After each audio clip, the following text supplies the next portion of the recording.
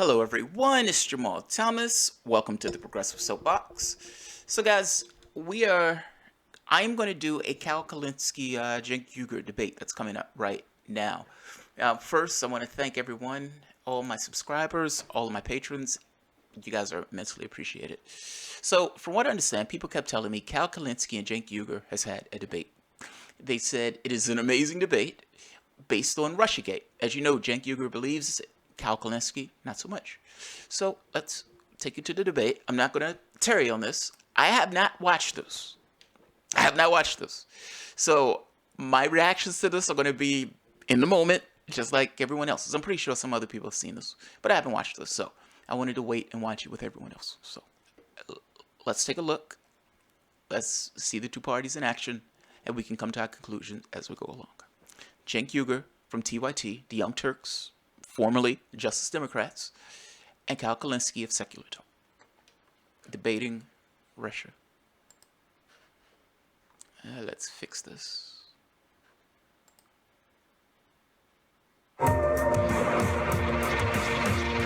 Okay, that's not what I want. You're going to change careers. All right, give me 1 second, guys. I need to fix the scale of this.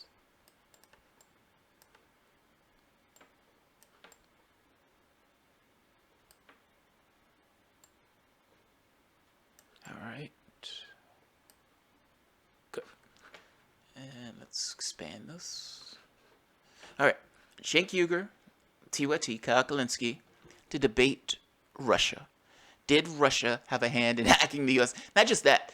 Did Trump have some hand in this also? Understand the Russian narrative. Donald Trump conspired with Vladimir Putin to hack Hillary Clinton DNC to release factually true information that showed A, the Clinton Foundation was a slush fund, and B, they were cheating Bernie Sanders. And Donald Trump is somehow engaged in this particular thing. So, Cenk Uygur, Cal Kulinski, fight. Let's use some Lord Mercy. You're going to need a website for all that. Lucky for you, Squarespace also making moves. You're going to go to squarespace.com/TYT. You're going to get 10% off your first purchase, and you're going to get to build anything you want on that website with a unique domain. What are you, crazy? Go do it now. Go. Welcome to TYT Interviews. We're going to do a unique one today. We are going to have someone else from the TYT network on to discuss one issue in particular, and that is Russia. Dun, dun, dun, dun. So if you're a member, you're watching this live. Everybody else, it'll go up for you soon, and you'll get to watch it for yourself as well. But this is when you would be watching it because you're not watching it live. Okay, anyway, we go to Kyle Kulinski from Secular Talk, and he's going to join us on this issue. I brought Kyle on because he's a reasonable dude. I fancy myself a reasonable dude. And we ostensibly have a disagreement on Russia. I think it's a big deal. I'm going to characterize his position as not a big deal. But luckily, he's here and can speak for himself. And what we're going to try to do first is find points of agreement, which I suspect will be plentiful, and then boil down to our disagreement on Russia, and then figure out why we each have the position that we do. So, Kyle, first, can I get you to agree that that was an excellent Super Bowl? Yes, although I do have to add the caveat that I'm one of about 17 guys in America that doesn't care at all about football.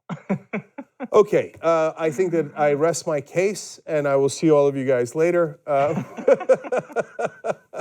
right, score one for me as we move forward. All right, no, seriously, and I want to be clear, this is just a discussion. So now, I will say that I think that Russia is a quote-unquote big deal because I believe that Trump did far worse than helping the Russians meddle in our elections. I believe that he did money laundering, and I think that he owes the Russians and is paying them back, and I think it is a wildly dangerous situation for our democracy. Okay, so what part of that, if any, do you agree with, and what part do you disagree with? So I agree that Trump probably did money laundering. I think he did money laundering not just with Russia. I'm convinced he did it with other actors as well. I think he's colluded with other governments, perhaps in an even more clear way than he's colluded with the Russian government, if he's indeed colluded with the Russian government at all.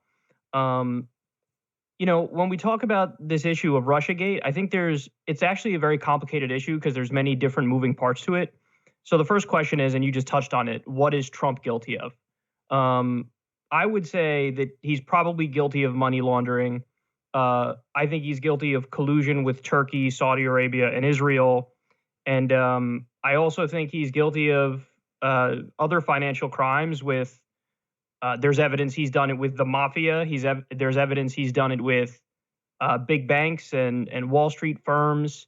So generally speaking, I'd say I support what Robert Mueller's doing, but I support what Robert Mueller's doing because I think he can basically take out one by one Trump's cabinet on crimes like that. So for example, what he's already done with Flynn, what he's already done with Manafort, like I support that stuff. And there's a lot of evidence of the guilt of various actors in Trump's administration. But I just think that the idea of Trump being Putin's puppet or Trump doing treason is basically a liberal pipe dream that's equivalent to democratic Benghazi, because you're never going to get Trump on treason. You're never going to get Trump on being Putin's puppet, nor do I actually think he is those things. So I think that's the crux of our disagreement. All right. So now let me agree back with you first on a couple of issues. Just to inject real quick, I can agree with that. So I've said before that if you're telling me that Donald Trump, being a businessman, has interacted with some of these actors, be it Russia or whoever else, in some kind of business dealings, I can believe that. I can believe that. You have my ear on that. He's a business guy that makes sense to me. If he's in with some kind of oligarchs, fair enough. Fair enough. But understand what's been levied here. Anytime somebody go against this narrative of Russia interacting with Trump, they've been called an agent of Russia, like Cal said, a Putin puppet. You're being controlled by Moscow. All this gross, nasty, red-baiting stuff that's been thrown out there. If you focused on financial crimes, I would probably be on board with like, oh yeah, you need to investigate that. That looks pretty bad. I don't want the president of the United States beholden to anybody in some kind of financial way. Fair enough. But that's not where we go with this. This ends up with Donald Trump is being controlled by Vladimir Putin, and he is some kind of Russian agent that is in and is going to destroy democracy in America under Putin's influence. They're acting as if Russia itself, the entirety of the country, not elements, understand the difference. If Trump is involved to a bank, that's an element of the country. If Trump is involved to some kind of oligarchs or some kind of mafia, those are elements of the country. In no respect do elements of the country equal the entirety of Russia itself. Using Vladimir Putin makes it as if Russia itself, the country itself, somehow has some level of control over Donald Trump. And because the head of Russia, Vladimir Putin, has control over Donald Trump, it makes it look as if we, the United States, is in some kind of conflict with Russia. They do this for political grandstanding. No, they can't nail down Russia working with Vladimir Putin. Can't nail down any of it, has not stopped them from screaming about it. I agree with Cal. Let's keep going. I think that it is curious that we don't talk about Donald Trump's collusion with Saudi Arabia, Turkey, and some of the other countries that you mentioned. Now, I get why, because there is no allegations that Saudi Arabia messed with the vote. On the other hand, Donald Trump has very clear financial interests in Saudi Arabia and seems to have changed our policy to suit Saudi Arabia, which is deeply problematic. And an argument could be made for Israel and certainly Turkey as well. So does the media care less about that? Because Saudi Arabia, Turkey, Israel, et cetera, are ostensibly our allies, and it's uncomfortable to talk about that. And are they demagoguing Russia because it's easier? Yes. So I agree with you on that. And is the Democratic Party using Russia meddling in the elections as an excuse for their loss to Donald Trump? Yes, I agree with you on that. No question about that. Now, and I think there was a lot of different factors involved. Now, but if you think that Donald Trump has done the money laundering, as I do, and apparently you do to some extent, Isn't that kind of a big deal Oh, sure, to sure. paraphrase Biden? No, absolutely. I think it is. I think all the financial stuff that you can get him on, of course, it's a big deal. It's a big deal in the same way that people like us went after Hillary Clinton for the Clinton Foundation, and the fact that she took a tremendous amount of money from Saudi Arabia and all these very repressive governments, and then she did their bidding and helped them through policy. By the same token, when you look at what Trump's done, just to give people the specifics, Jen, because I'm not sure that they know. I'm not sure people know a lot about the Saudi Arabia thing or the Turkey thing or the Israel thing because. Wait. We need to wait on that for a moment. That's a good damn point. So he's like, Jenkins, you don't think the money laundering thing is a big deal? Like, you don't think the fact that Donald Trump has, like, these money entanglements is a big deal? Yes, I think it's a big deal. I also thought the Clinton Foundation was a big deal. Meaning, if Hillary Clinton is getting elected, and she has these financial entanglements through the Clinton Foundation, and she in no way gave up the Clinton Foundation, isn't that the same thing? Like, aren't both of those cases the same? Would Cenk Uygur, if Clinton was elected, be arguing this very specific point? Would the media be arguing this very specific point? The answer is no. They would. It's Hillary Clinton. They would go home. They're using Russia as this club of sorts, these financial entanglements. And it's like, okay, but if you're going to be fair, the other person also had financial entanglements with all of these governments across the world in the same way that you're saying Donald Trump has these entanglements. Is Hillary Clinton a puppet of the Saudi Arabian government? Is she a puppet of the Qatar government? Is she a puppet? Do you get my point? You can't have it both ways. You can't say one is a big deal and the other one is okay. Or one is this tremendous deal that requires, this impeachment hearings. But if the other one got elected, no such thing would have been brought up. Let's keep going. Good point, Kyle. Because again, the media doesn't discuss it. But, in those instances, like Trump registered 8 new businesses in Saudi Arabia when he was on the campaign trail.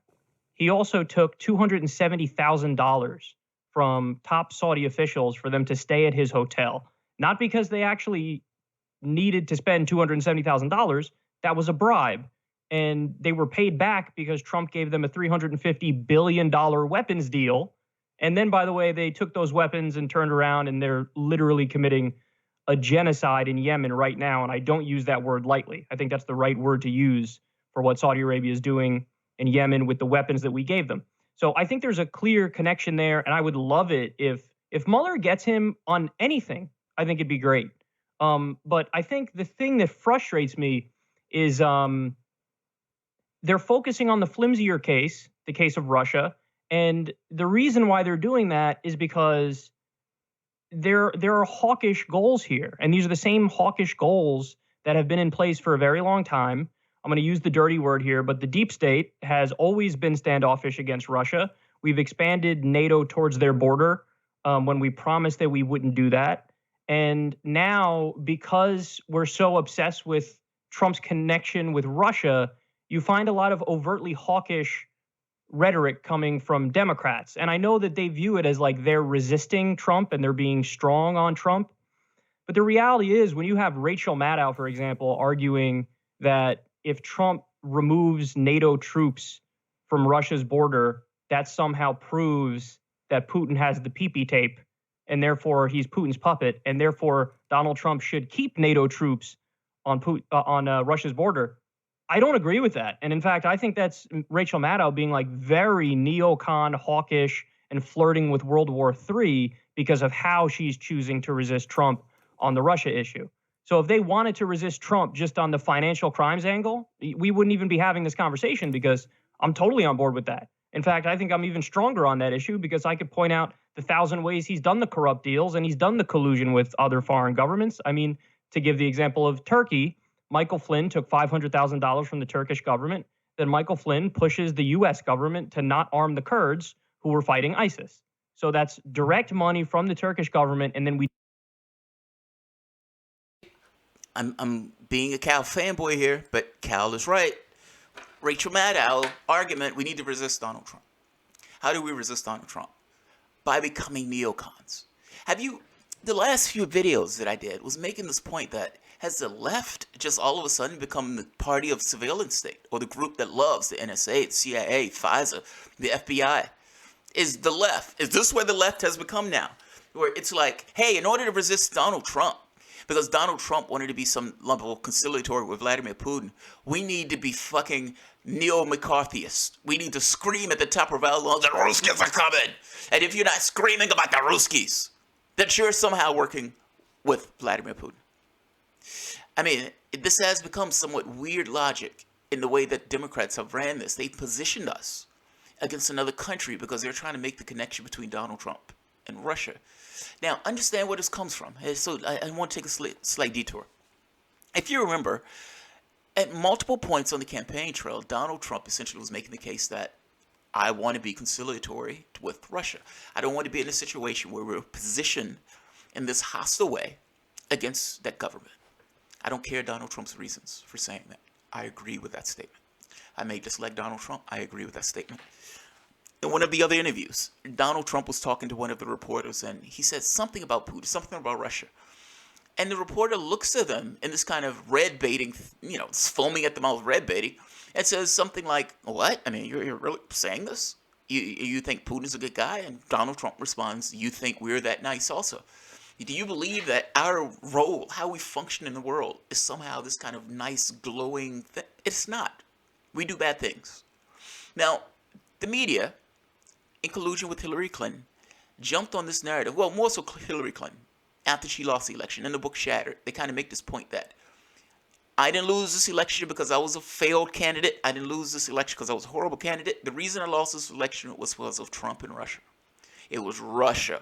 Russia did it. Russia had it out for me. Russia hit me in the knees. I need you to get out there and tell everybody else that it was Russia. That me, Hillary Clinton, was blameless. I was blameless. It was Russia. And her media team goes out and screams, the Ruskies are coming! The Ruskies.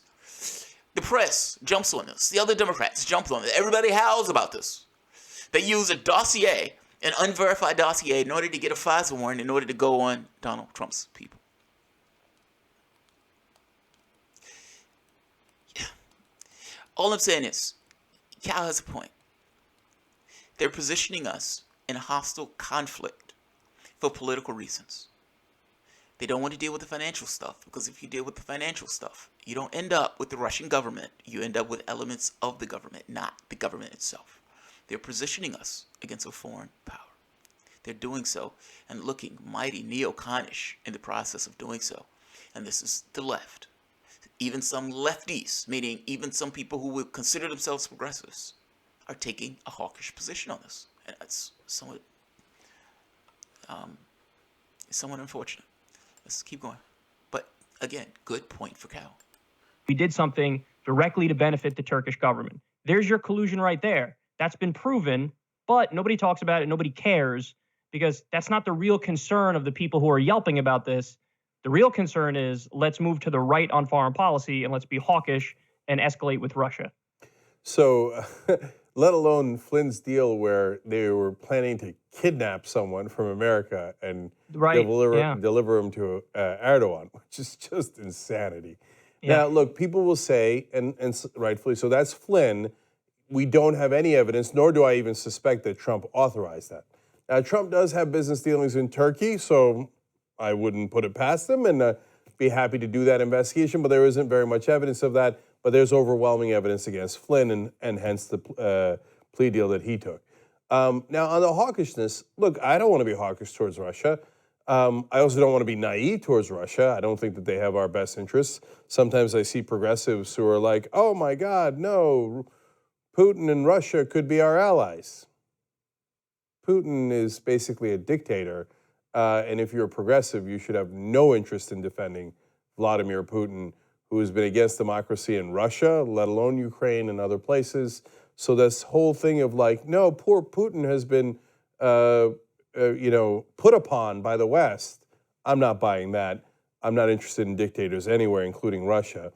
But just because I don't want to be hawkish towards Russia doesn't mean that. By the way, it's not poor Putin, because maybe I fall in this category. It's not go ahead, give me 1 second. There we are. Yeah, it's not poor Putin. It's not poor Putin. That's a poor characterization. The point that I make, and the point that I think some lefties make, is the United States has lied into one deal after the next with regards to how it was going to deal with the Soviet Union once the Soviet Union fell apart.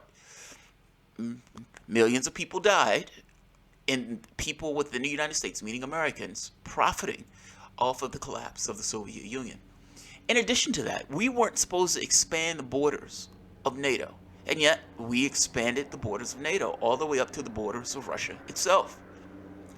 Russia's not crazy. It has nothing to do with Putin. It has everything to do with us and our behavior. I can't control what Putin does in us. What I can control is us doing things that are taking aggressive actions and stances. Nobody's saying poor Putin. I don't think I've ever given the impression that Putin was a good guy. Putin may be a dictator. That's true. We interact with a lot of dictators. So he's not any special in that way. Our issue here is the positioning, if that makes sense. Meaning expanding NATO across its borders. What would the United States do if a hostile power is expanding around our borders? We already know what we do. We were willing to go to a nuclear fucking war when the Soviet Union put troops or put missiles in Cuba. Hostile nations are expanding across their borders, despite us giving promises and assurances that that would not be the case. Between the other countries, we have invaded the Soviet Union, or at that time, Russia. They have never invaded us. They have never invaded us. And yeah, Putin did that at the point in which you started expanding, potentially with the idea of taking the Ukraine. Has nothing to do with Putin in this case. It has everything to do with us and our behavior. And between the two countries, we're the ones screaming at the top of our lungs that Russia is somehow a threat. Nevertheless, we're the ones who's saying, Russia's a threat, that a hack that nobody has proven has taken place is equivalent to an act of war. That's us. That's the Democratic Party. Whatever you want to say about Vladimir Putin, that's the shit that we're saying. That's the shit that the politicians in this country, in the United States Congress, are saying. This is not about poor Putin. This is about the behavior of America that gets us into wars. Just saying. Poor Putin. Poor Putin, my ass. We should not investigate things that Trump might have done with Russia. I think that I could have the position of, no, I don't wish to go to war with Russia, and I also don't wish to let them get away with whatever deal that they have with our president. That makes sense? Absolutely. If that was where it ended, we wouldn't be having this conversation. But I think the problem is the consequences, not just from the position that you're taking right now, but the effects that this has had on the broader political scene. So, just to give a few examples, Democrats are now in favor of arming rebels in Ukraine. And those rebels are very unsavory characters, including there's been some reporting on how there are neo-Nazi rebels in Ukraine who are anti-Russia. And so the idea is, well, you arm them and you have a standoff over the Crimea thing. So that's not, again, you can be, I wouldn't say I'm anywhere near pro-Putin. Of course, I agree with you. He's an authoritarian menace, but he's a threat to his own people. And I don't think that the people of Ukraine and the people of Georgia and potentially people of Estonia. Okay, so then this gets into a bigger issue then. What exactly should our policies be towards Russia on that front? And, I've tried to make clear to my audience. I got to stop this again. I'm sorry. Cal makes a good point. So, the United States was arming under the Obama administration Syrian rebels, terrorists, for all intents and purposes, to undermine the Syrian government, meaning we're going to pay terrorists to try to take down Bashar al-Assad. Bashar al-Assad is working with Vladimir Putin. Now, Vladimir Putin and Russia has made the point that says, look, if you're attacking Syria, then you're attacking us. We will attack any military plane that tries to attack Syrian installments. Report comes out that some of the resources and weapons that the United States gave was used to shoot down a Russian jet. You understand, this is a proxy war. These are real consequences. Now, in shooting down that Russian jet, recently, the United States has, Russia retaliated, by the way, destroying the installations that shot down the jet. The United States has gone on a strike in Syria. Again, Syria is not on the border of North Carolina. This is in another country, thousands of miles away, that the United States has taken an investment in. We have no constitutional authority to be there. We have no international authority to be there. The Syrian government doesn't want us there. We're there nonetheless. We are the illegal party in this, taking strikes on Syrian installations. Now, Russia has already said, if you attack a Syrian, meaning we will strike if you're trying to attack things. My point is, this is leading to a nuclear war. You have Democrats foaming at the mouth, McCarthyites, ready for this. The point that Cal is making is the larger political landscape that you guys are creating is creating a pretext for war. This is not innocuous. And yes, Donald Trump has been arming Ukrainians who are, like he says, unsavory characters. Same strategy in Libya, same strategy in Syria, and now the same strategy in Ukraine, essentially this proxy war. And between the two countries of the United States and Russia, which one has invaded more countries? Which one has destroyed more countries? We're destroying countries that are not in our political interests, that are nowhere near us. At the very least, with the issue with Russia, the most that you can say is they're a threat to maybe their neighbors. Who are we a threat to? We've been destroying countries left and right. I just don't understand the argument. How are you making an argument that Russia is the problem in this equation when we're the ones who are destroying countries? We have been fomenting a war with North Korea, talking about whether we should do first strikes. How is Cenk Uygur separating himself from the behavior of the United States here? I don't understand it. I don't understand it. This is not policy according to Cenk Uygur. This is policy according to what the United States government is doing and what these guys have been rotting across the world. And now in this very specific case, this country has taken a position towards Russia. And the pretext, what they're using for this, they haven't even established. They have not even established. Now, Cenk Uygur has moved the goalposts. He's not taking the democratic argument that Russia hacked us, and because Russia hacked us, this is an act of war and all this other stuff. He hasn't even gotten to that part yet. This is more so Donald Trump may have some kind of entanglements with Russia. Do those entanglements go to the Kremlin? Right now, what they're talking about is entanglements with business dealings, not to mention entanglements with all of these other countries. If Cenk Uygur would agree that multiple countries are involved in this, why? Why are we having this conversation about Russia? Why not Saudi Arabia? Why not the Ukraine? Why Russia? He acknowledges that all of these other countries are involved. He acknowledges that all of these tethers and ties go run the gambit. Why is he focusing on Russia then? That seems to gut the argument for Russia in and of itself right there off the bat. But okay, we're talking about Russia. Shouldn't you at least establish that what you're saying took place has taken place? And Cal is making a damn good point. Look, if you were talking and having this conversation about purely just the economic thing, meaning Donald Trump's financial entanglements in Russia, this question goes away. Lefties will be on your side right off the bat. But that's not where this goes. I mean, we're going into this thing where Democrats are foaming at the mouth, McCarthyites screaming Russia at the top of their lungs at every turn. Adam Schiff looks for every mic that he can find, running pillar to post to scream, Ruskies, the Ruskies, they're coming to get us.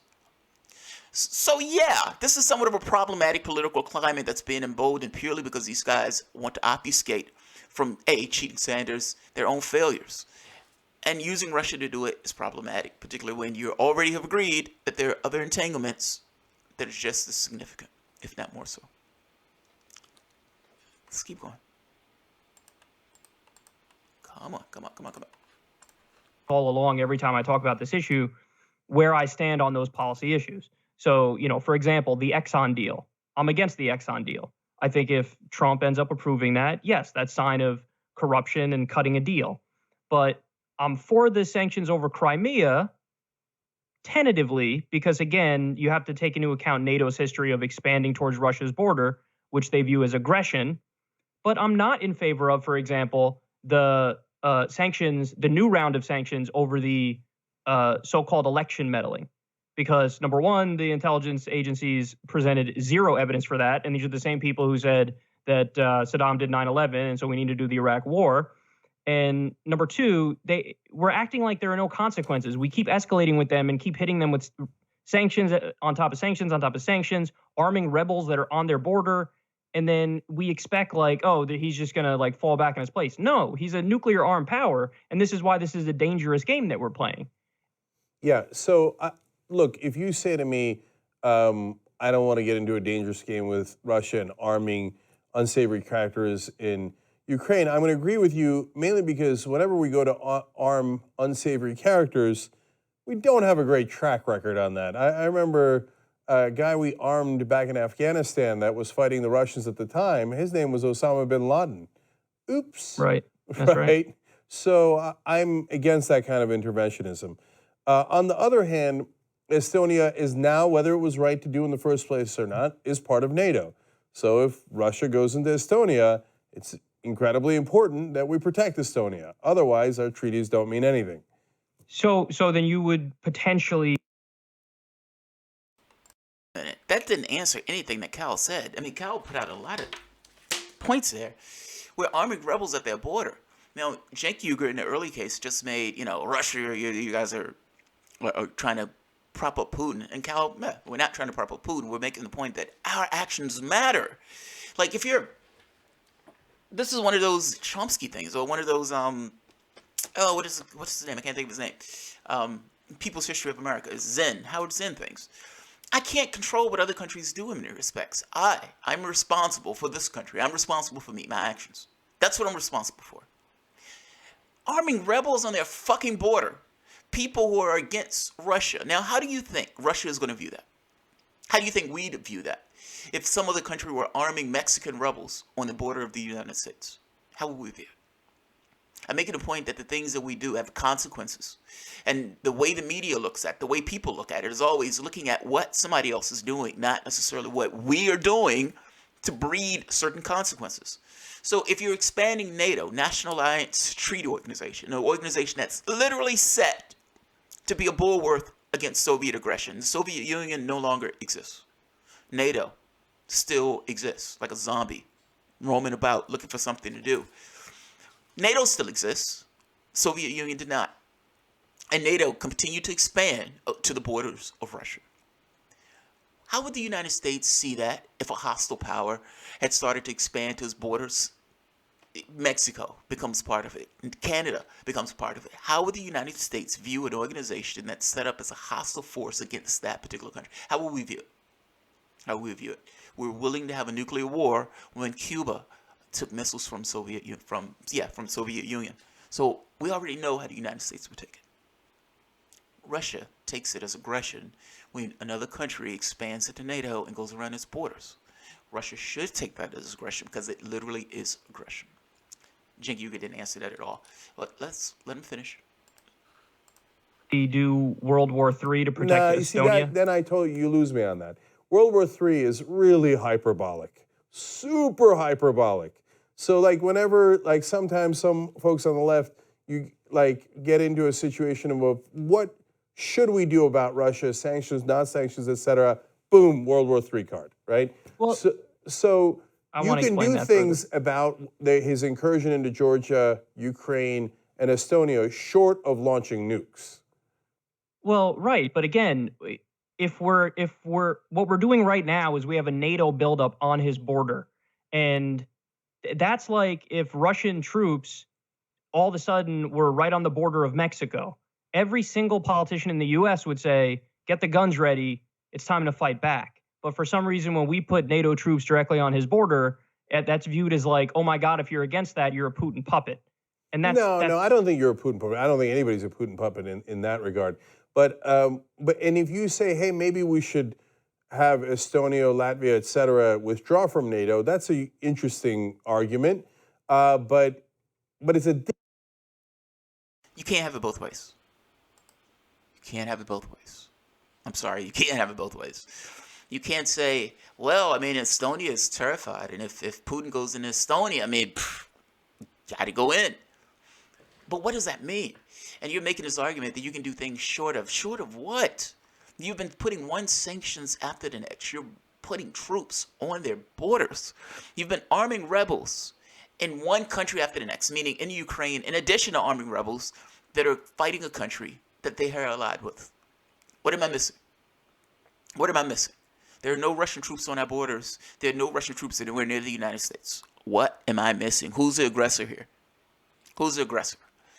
And if you want to say that if anything happens to Estonia, the United States has to get involved, then I'm just saying you can't have it both ways. You can't have it both ways. You can't say that, hey, are you saying Estonia should leave? And the moment somebody says, well, does that mean that if Estonia is attacked, the United States military jumps into action? By treaty, yes, that answer is supposed to be yes. Is Cenk Uygur saying no? Even though he's just kind of made this weird argument of saying, well, I mean, if Estonia gets attacked. Yeah, people talk about World War III because that's essentially where it goes. That's not extremely hyperbolic. And to pretend that it's Look, I guess I'm saying it this way. I'm saying it poorly. When Hillary Clinton said she was going to put a missile defense shield in Syria, my reaction to this was, if she shoots down a Russian jet, we're at a war. Because I don't know where else you go from that. You've shot down and killed a Russian pilot.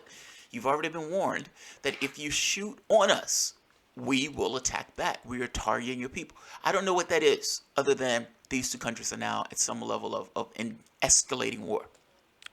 If one country is attacked and another country attacks back, where does he expect that to go? Like, honestly, where does he expect that to go?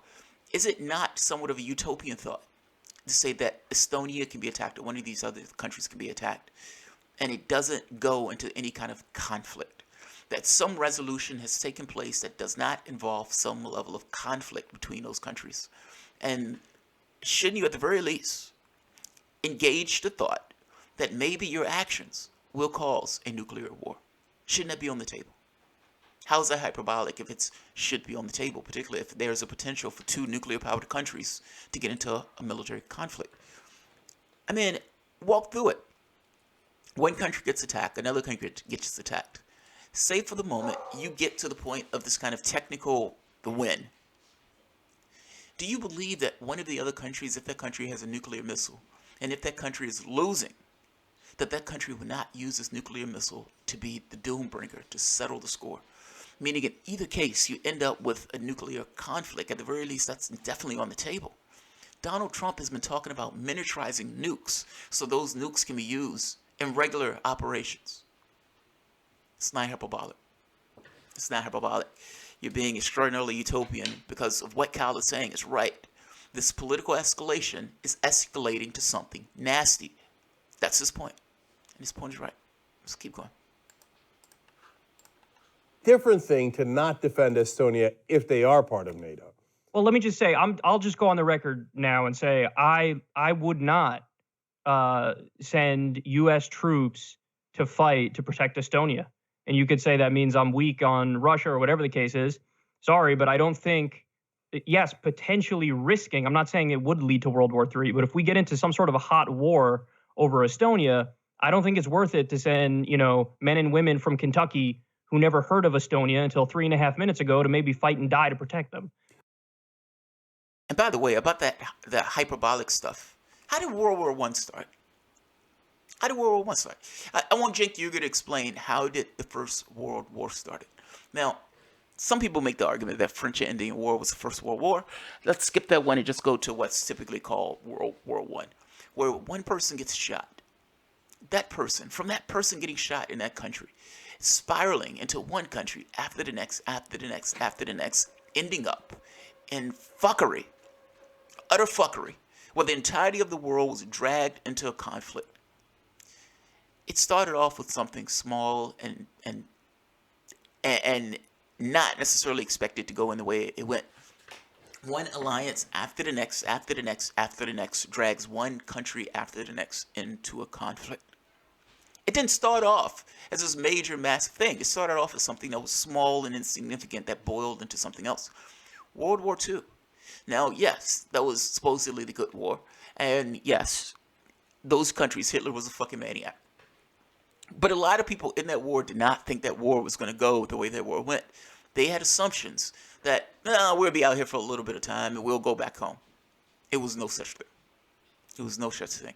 It doesn't take something massive to start a war. Events can happen in one way where it tumbles into fuckery. This is fuckery. This is fuckery. Let's keep going. So, and again, this all goes really back to the issue of NATO and who's really at fault here. Like, again, I said I'm tentatively for the sanctions on over the Crimea thing. And the reason I say that is because we lied to Russia. When the Soviet Union was broken up, we said, listen, we're not going to move an inch towards your border. And then we kept moving towards their border. That's a provocative action. That's an aggressive action. And that's not something we would tolerate from them. Look at what happened when they put missiles in Cuba and pointed them at us. We said, oh, shit, we're going to war. So the fact that we have them in that position right now, again, I'm just trying to get people to see this from both sides. And that doesn't mean that Putin's a good guy. He's a menace against his own people. But I don't think he's a threat in the same way that people are being hyperbolic and acting like, he's going to lead to the fall of Europe. I don't agree with that. Yeah. So now let's let me just finish that topic and move on to other stuff that's more relevant. So Sure.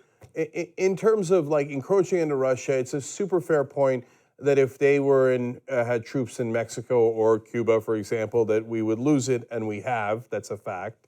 And that Estonia is an Estonia throw away from Russia. I get all that. And maybe we shouldn't have brought NATO that close to Russia. We have a disagreement on the just we have that treaty.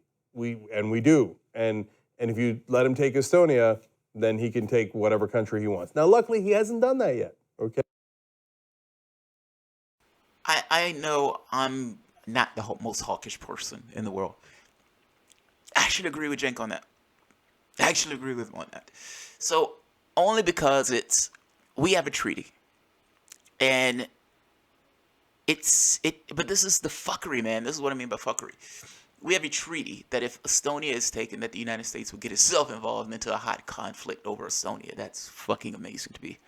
But that's the way our treaties are set up. I don't have this thought that Vladimir Putin is going to go through munching countries. Take it like one country after the next, after the next, after the next, after the next. That being said, do you honor your treaties? I mean, yeah, I kind of agree with Cenk on that. I guess my feeling is you've set yourself up in a treaty. Do you honor the treaty that you've set yourself up with, even if it's somewhat of a bad treaty? Fact is, when the Soviet Union went bust, the United States should have honored its word. Okay, maybe I don't fully agree on this. Yeah, I'm conflicted on this. So, when the United States did not honor its word, I guess that's where I'm stuck with. If I'm saying you should honor your treaties, you should honor your word as a country also. Meaning, you shouldn't necessarily encroach on the borders of another country if you told the country we were not encroaching on your borders. Did then turn around and say, okay, we're going to choose to honor this particular treaty, but we're going to fuck over the other one? Yeah, I don't know how I feel about that one. I'll just leave that as ambiguous. I don't know how I feel about it. Let's keep going. Okay. So and I wouldn't want to signal to him that it might be okay to do that because look at what happened in the first Persian Gulf War. But that's okay. I get it. People get both sides. Now let's go to the heart of the issue. Sure. So when you talk about no evidence, I don't agree at all. So let's figure out what we mean by that. So first of all, there's a recent story that just came out about the Dutch media had insiders from Dutch intelligence saying they tapped into Russia's hacking. So they hacked the Russians while the Russians were hacking us. And not only did they see in their computers that they were hacking the U.S. State Department, the Democratic Party, the White House even, and they told our intelligence officials that, but they actually tapped into the cameras and saw the Russians doing it with their own eyes. So the Russians doing what? Or the Russians hacking in to all the things that I mentioned, State Department, Democratic Party, et cetera. This is pre-Podesta emails, okay? So Russian government was hacking our government, basically. Yes, the Russian intelligence officials that were in a university campus near Red Square that was doing it. So that's evidence. Well, sure, but we're doing the exact same thing to them. Yes. There's no doubt about that. Yeah. Okay, so should everybody sanction us because we do it to them? I if they mean, can prove it, yeah, they should. We but meddle that in to people's me, elections all the time. It's outrageous, wildly counterproductive, and has been fairly disastrous, not only for the rest of the world, but for us. I mean, well, look at all listen, the coups we did. I mean, you want to talk about meddling? We killed for democratically elected leaders in foreign countries. We did coups against guys like Mossadegh in Iran, and then wondered why they hate us. So if you say for us to not meddle in other elections, I love it, brother. Totally agree. But that doesn't sure. mean we should let the Russians do it to us either. So let me ask you then, what do you think the punishment should be for them in this instance? World War III. If if you're asking me, is there evidence? Evidence is different than you showing a smoking gun. I mean, and I think that's the point. I got to be honest, I am really sketchy about the whole Dutch thing. It's like, we were hacking into the Russians as they were hacking into you. Just so happened we were there at the same time. And we were watching them as they were doing the hack. Oh, okay. I'm skeptical of that, but okay. But don't you undercut your own argument a little bit if you're telling me that, yes, we were meddling in elections and we were looking at them doing this? And Cal says, well, you understand we were doing that too. Yes, we do that. And you're giving me all these cases where the United States was hacking into elections or murdering people in particular countries or attacking and destroying those countries. How dare you hack into us and release factually true information on one of the candidates? I want to hear Cal respond to it. I'm not going to put my 2 cents in. It just, what I continuously ask is, do you have smoking gun evidence to demonstrate that this is true? And up to this point, nobody has ever said, yes, we have smoking gun evidence to show that as a flat fact, this is taking place. That's the only point I've ever made. At least that's the point I continuously make. Is it possible? Yes, of course, it's possible. But they haven't shown you anything. That's like saying, does somebody have an incentive to do something? Does the incentive itself means that the person actually did it? Of course not. Shouldn't you have a little bit more than what they've been using to try to make these claims? And after a year and a half of screaming about this, shouldn't you have something where you can actually show to people saying, this is the factual evidence that gets across what we've been screaming about for all this time? My point is, they've shown you nothing. That's my point. Let's take a look at Cal's answer. No. Look, see, then you get into a super interesting conversation because you got to break it down, right? So there is meddling in our election, and we have to break that further down. What does that mean exactly, right? And then there is the money laundering that we talked about. So let's do it one at a time. When you talk about meddling, okay, so if the heaviest charge the Democrats have, and I think when they started, this was their heaviest charge, because they're actually not that bright, and they didn't even have any idea how corrupt Donald Trump actually is, right? And their main charge was they stole Podesta's emails and DNC emails, and that's the biggest crime in American political history. No, I think that's small potatoes.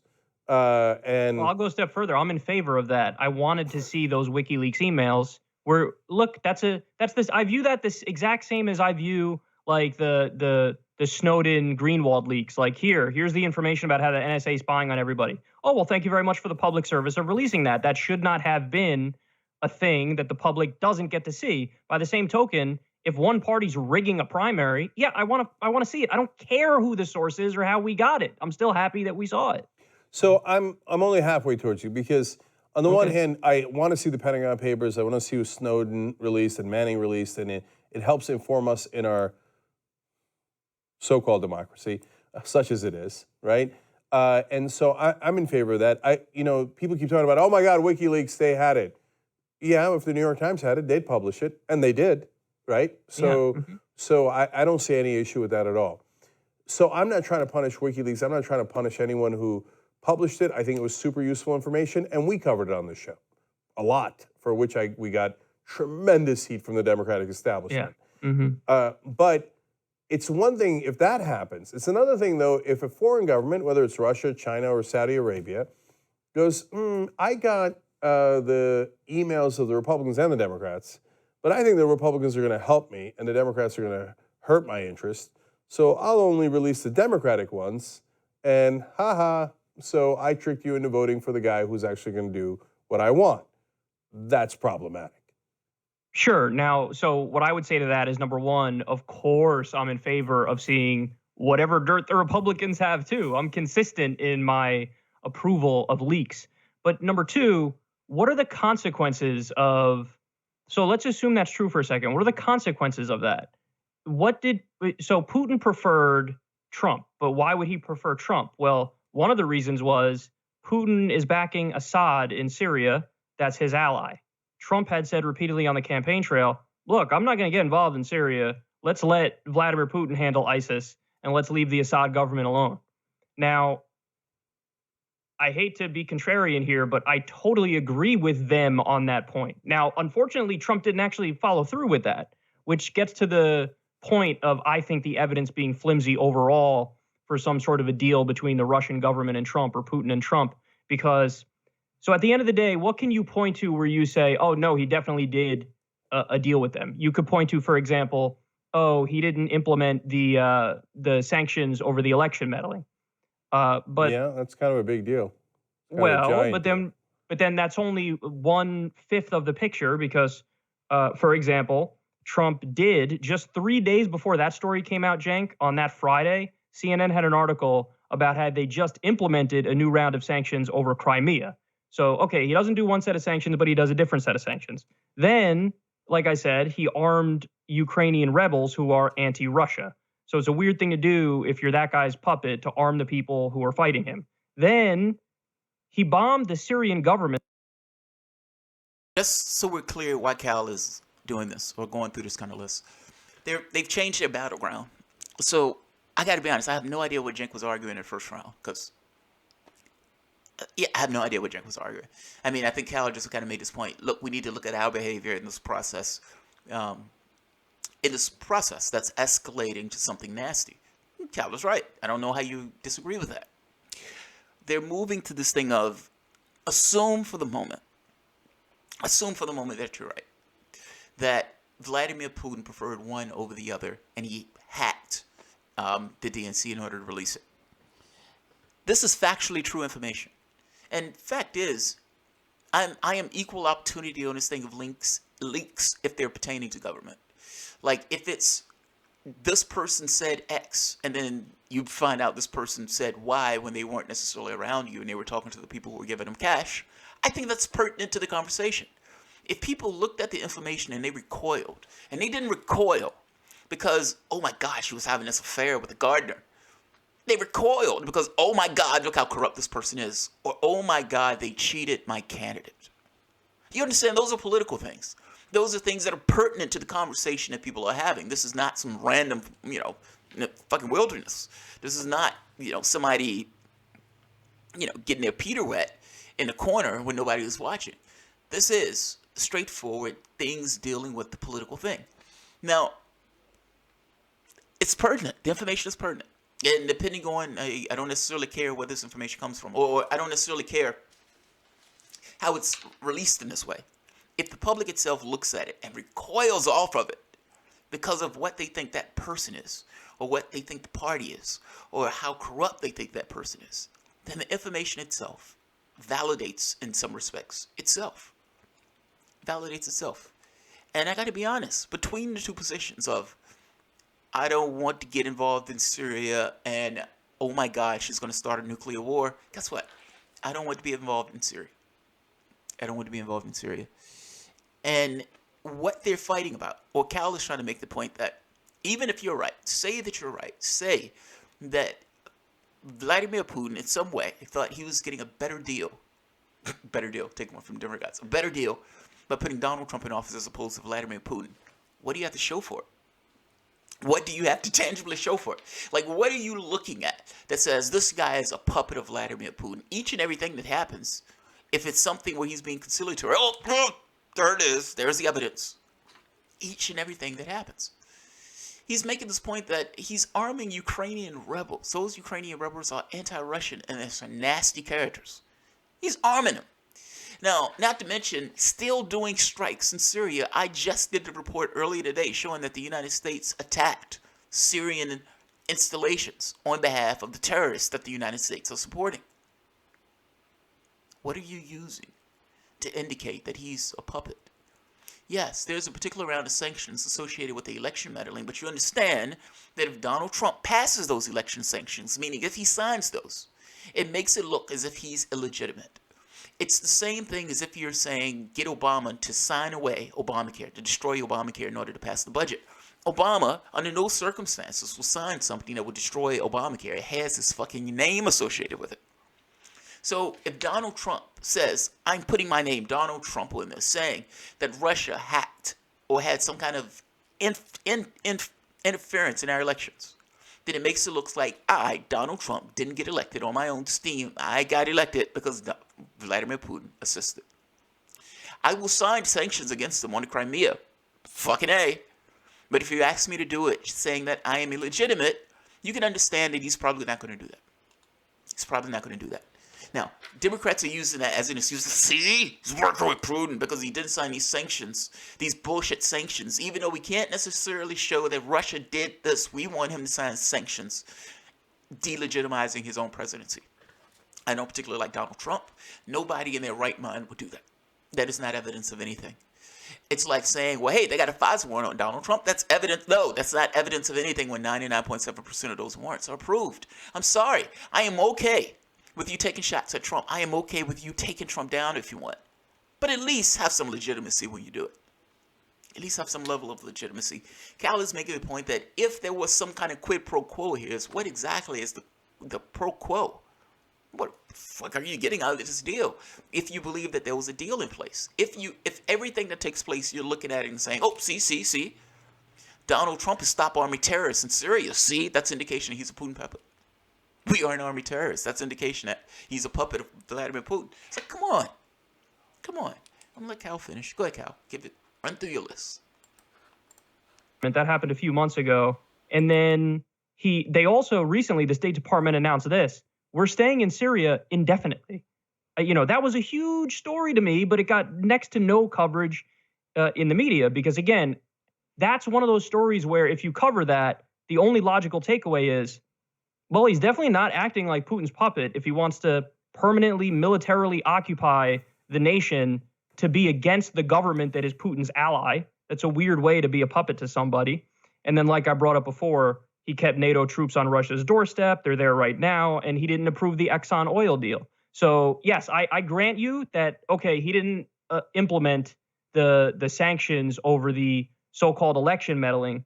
That's one policy that can be viewed as pro-Putin. But I just gave you 5 others that are massively anti-Putin. And this goes back to the point I made at the beginning, why the Saudi Arabia issue is bigger to me and the Israel issue is bigger to me. We haven't even discussed the Israel one in detail, because if you do a deal with those governments, the downsides are actually worse. So the downside of a Saudi deal is we just gave a theocratic dictatorship $350 billion worth of weapons, and they're bombing women and children in Yemen. The consequences of a deal with Israel is Jared Kushner, for example, took a lot of money from Israeli banks. And in turn, the Israeli government called the Trump administration when he was president-elect, and they got them to fight back against the UN. They said, call all the countries you have connections with at the UN and try to get them to be against the resolution condemning the illegal settlements. So that's collusion where they're doing something in favor of a government, and I think it's way more damaging than, for example, if he did Putin's bidding and stayed out of Syria. In fact, I would have liked it if they stayed out of Syria. So, look, the fact that you might like a couple of those positions, whether they were derived from collusion or not, and as part of a deal with Trump or not, to me is immaterial. Yeah, sure. I don't want to do bombing in Syria either, but if I find out it was because Trump, not out of the goodness of his heart or because he had the correct policy position, did it because of what he owed the Russians, I'm going to have an issue with that. Sure, on principle, sure, you could do that. Yeah, and come on, look at the way that he did the Syrian bombing. Oh, golly gee, I am going to bomb those dastardly Syrians. I will bomb an runway that they are not using. I will bomb old planes that they are not using. The new planes are in the hangar where I know exactly where they are, but I will not bomb them. But look at me getting tough on Russia. Well, why stay there indefinitely then? Okay, so that's point number 2. Great question. So Donald Trump is, not, thank God, not the dictator. There are a lot of things he wants to do, and he keeps getting blocked. Everybody knows that he didn't want to do the sanctions on Russia. They passed it 98-2 in the Senate, overwhelmingly in the House, and he signed it, even though he said, I don't want to sign it. He had to sign it. And then there is, yes, 4-cent play. You can call him deep state. You can call him mid-state. You can call him whatever you like, right? Or hawkish on Russia. All state. They're all in favor of hawkishness everywhere, and including on Russia. So they put a ton of pressure to, hey, Mr. President, you got to stay in there. And the knucklehead from time to time goes, oh, yeah, okay, who was the last guy in the building? Okay, that guy? All right, fine. Yeah, and now John Kelly's his chief of staff, and he's largely driving policy. Now, the problem with this logic is it's all seen through the confines of Trump being Putin's puppet, for lack of a better word. I mean, it's all, well, he did that because of this. But again, the workable point of view is he's in bed with Russia, and Russia helped Donald Trump get elected. Donald Trump is somehow beholden to Russia. And so anything that he does gets put through those lenses. So Cal says, look, here are the 5 things that he did that went against Vladimir Putin. Well, I mean, it wasn't because he wanted to do those things. Okay. I guess my point is, how are you dismissing that? That's an easy dismissal. That's all. You're listing all of these things that are a thumb in the eye of Vladimir Putin in respects. And the only answer to this is, well, he didn't want to do those things. It was a thumb in the eye of Vladimir Putin. His defense forces and all these other people around him made him do those things. And soft bombing? He's bombing people. They killed 100 personnel in the last bombing raid that they did today. They killed 100 Syrians. They attacked Syrian government installations in defense of the terrorists that were in Syria. I just did a fucking video on it. I put the videos, I put the links at the bottom. This is escalating to a war. And look, it sounds like he's saying, look, I would have believed him more if he would have murdered and killed more people. I would have believed him more if he would have killed more people. If he would have been more hawkish, then I would have believed you a little bit more. No, you would have came up with some other idea. You would have said, well, I mean, Kelly or something. I mean, that's the guy who's running this, and that guy is somewhat of a hawk. So the fact that Donald Trump murdered a lot of people is not evidence that Donald Trump is not a Putin puppet. Anything he said would have been put through the confines of that. It's like, come on, be honest. Be honest. This is escalating to a war. Like, this is these Hillary supporters who make this argument.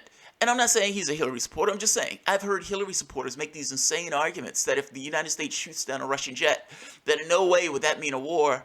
That wouldn't mean a war. Shooting down a Russian jet with a strong man who has pictures where he's riding the back of a bear with a bare chest to show off his masculinity, that in no way would provoke that particular guy to a war. Shooting down a Russian jet. Cenk Uygur, come on. Cenk Uygur is sounding a little bit like this. He's sounding a little bit like this. This kind of utopian idea of, yeah, even though Russia says that attacks on Syrian installations is for all intents and purposes will demand an attack on those planes. Meaning if we catch those planes trying to attack Syrian installations, we ourselves would attack back. Does he believe that they're lying about that? I mean, does he honestly believe that they're lying about that? Is Cenk Uygur up for trying to hear it? Does it take an active hat war for Cenk Uygur to say, okay, maybe he wasn't in the bag for Trump? It's fucking amazing. It sounds like a fucking neocon. If he murdered more people. On the issue of the sanctions, one of the things that they quote unquote implemented was they came up with a list of Russian oligarchs. And then said, okay, here's the list because you made us do it because it's in this goddamn bill that we didn't want to sign. What are we going to do about it? Oh, nothing. We're not going to freeze their assets. We're not going to do anything. It's just a list. Okay, are you happy now? So, no, the main thing is the sanctions. And I said that he would not impose those. Then he was forced to sign it. And then he refused to impose them anyway, even though it's his legal obligation to do so. Gee, I wonder why he did that. Just to be clear, was it not Obama's legal obligation to deport certain people from DACA? And he made a loophole in order to keep those people intact. Was it not the president's legal obligation to go after stoners in various countries? smoking pot is against the law. If state governments pass those laws, the federal government, does he not, under this model that Cenk Uygur is applying, meaning the president is always supposed to be enforced or forced to enact laws, even laws he doesn't like? Wouldn't that mean that California, that Washington, that Colorado, that the federal government, that Jeff Sessions is somehow a patriot and going after potheads and stoners, that locking up stoners is somehow this great thing, and that under the law, the President of the United States should see to it that those people are locked up? I'm making this point that if it's the President's discretion in those cases, why is it not the President's discretion here? Why does the President have to enact something that he may disagree with, but the other presidents had the discretion to do so? I'm just saying, you can't have it both ways. If you're going to allow a certain level of presidential latitude in cases of the things that you like, how can you not allow for the same presidential latitude because it's Donald Trump and you don't like Donald Trump? I'm just saying, what does it start and where does it end? If the last president had the authority to do it, why not this president have the same authority to do it? Certain things presidents ignore, certain things president emphasizes. I don't like these sanctions on Russia. So already I'm positioned in a way of saying this stuff is done for political ends. You need to be able to at least prove, nail down, get across to the American public that this is something that took place. If you cannot nail that down, then why are we having this other part of the conversation? Shouldn't you at least start there? Shouldn't you be able to at least demonstrate that what you're saying is taking place has indeed taken place? And even if you can say that, yes, this is taking place, we've nailed this down, this is taking place, which you haven't, what is supposed to be the consequences for that?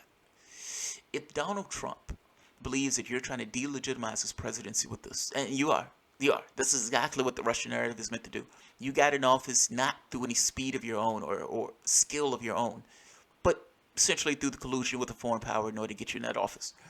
If he believes that this is somewhat bogus, if the last president had the opportunity to deal with certain laws and the president believed that those particular laws were bogus or those particular laws were not necessarily in the best interests of the country or his party or something else, and he ignored those laws, are you saying that Donald Trump also does not have the discretion to do the same thing? Just saying, fair is fair. Let's keep going. But again, do you think, Kyle, it's because that he has a ideology that he thinks on political philosophy? Of course that I he don't. should... Right. Of course I don't. But here's the thing.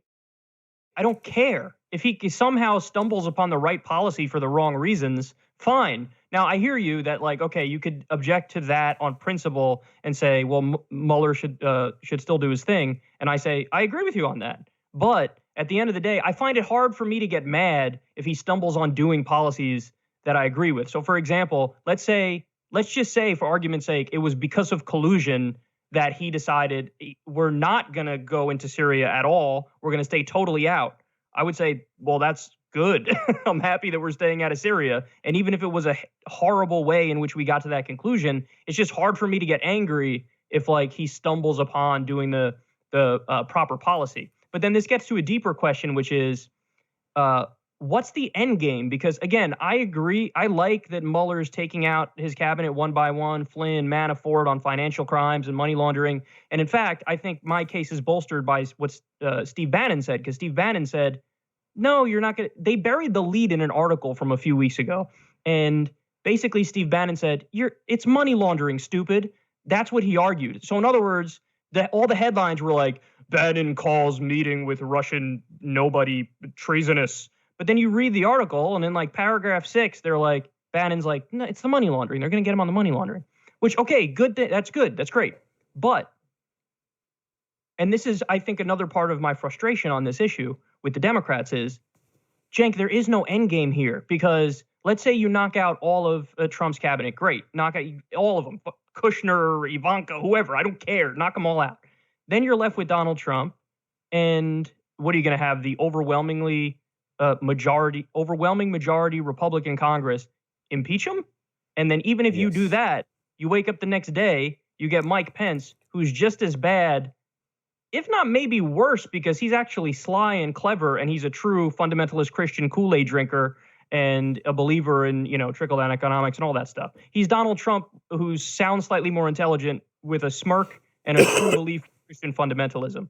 So, So Kyle, it, look, there's like, let me just real quick. Let me yeah. just say one more thing real quick, which is I think this issue allows the Democrats to resist without resisting, because every second they're sucking the air out of the room by going on and on, Russia, Russia, Russia, Russia, Russia. That's a second they're not talking about Medicare for all or free college or a living wage or ending the wars or a New Deal or any of the things that are actually going to get them to win an election. And I was going to save this for later, but I'll just bring it up now. There was an article in The Hill in June, and this is from a poll that they did. Listen to this, Cenk. A majority of voters, I'm quoting from the article, a majority of voters are against the Russia investigations and are eager to see Congress shift its focus to healthcare, terrorism, national security, the economy, and jobs. Those are the findings of the latest Harvard-Harris poll survey. 64% of voters said the investigations into President Trump and Russia are hurting the country. So, in other words, my point is, even if you're right about all of this, it's still terrible politics, and it's turning into Democrat Benghazi. Even if you say there's a there, it's turning into Democrat Benghazi, and it's going to lose the Democrats an election. Right. Yes. Yes, yes, yes. I'm turning into a Cal fanboy, man. I don't get to watch secular talk. I am turning into a fanboy. So, he's right. He's right. It's like, even if everything that you're saying is true, even if everything you're saying is true, the public doesn't care. The public doesn't care. And understand why the public doesn't care. If the public is two brain cells that rub together, it understands our role in the world, meaning the things that we do across the world. Even if it understands a minute things that we do across the world, even if they can remember Iraq, even if they can remember Libya, they know that the United States government has destroyed other nations, that we've been spying on other nations all across the world, that we've been interacting or engaging ourselves in other nations' elections. They understand that the hypocritical stance here. You have a majority of the country that believes, due to the media, that Russia has some role in our elections. And despite believing that they had a role in elections, they don't care. They don't care. Now you have to ask yourself, why is the Democratic Party harping on an issue in which the public doesn't really care about? They harp on this issue because bringing up issues that actually affect the public, meaning if you're talking about a Green New Deal, if you're actually talking about healthcare for all, if you're actually talking about college, if you're talking about real substantive things, those real and substantive things hurt their donors. It hurts their donors. So if you don't want to bring up conversations that hurt their donors, if you don't want to bring up conversations about income inequality, what do you talk about? You talk about everything else except those things. The thing that you can talk about that takes all the air out of the room is Russia. They believe that they show less of their flank and allow more of an attack using Russia. Even if it doesn't necessarily get them all the points that they want, they can't get all the points that they want, because to get the real points that you need, you have to talk about their donors. You have to address their donors. You have to address the people raping over the country. They don't want to do that. They're not going to do that. So we have the conversation about Russia. The conversation about Russia obfuscates from the fact that one party cheated the members of that particular party, of the people who are considered to be part of that party. In addition to not wanting to deal with this thing of income inequality, they don't want to talk about issues of class. Russia allows obfuscation. Having this constant conversation. If you look at the Young Turks, one video after the next is Trump and Russia, Trump and Russia, Trump and Russia, Trump and Russia. You look at MSNBC, CNN, Trump and Russia, Trump and Russia.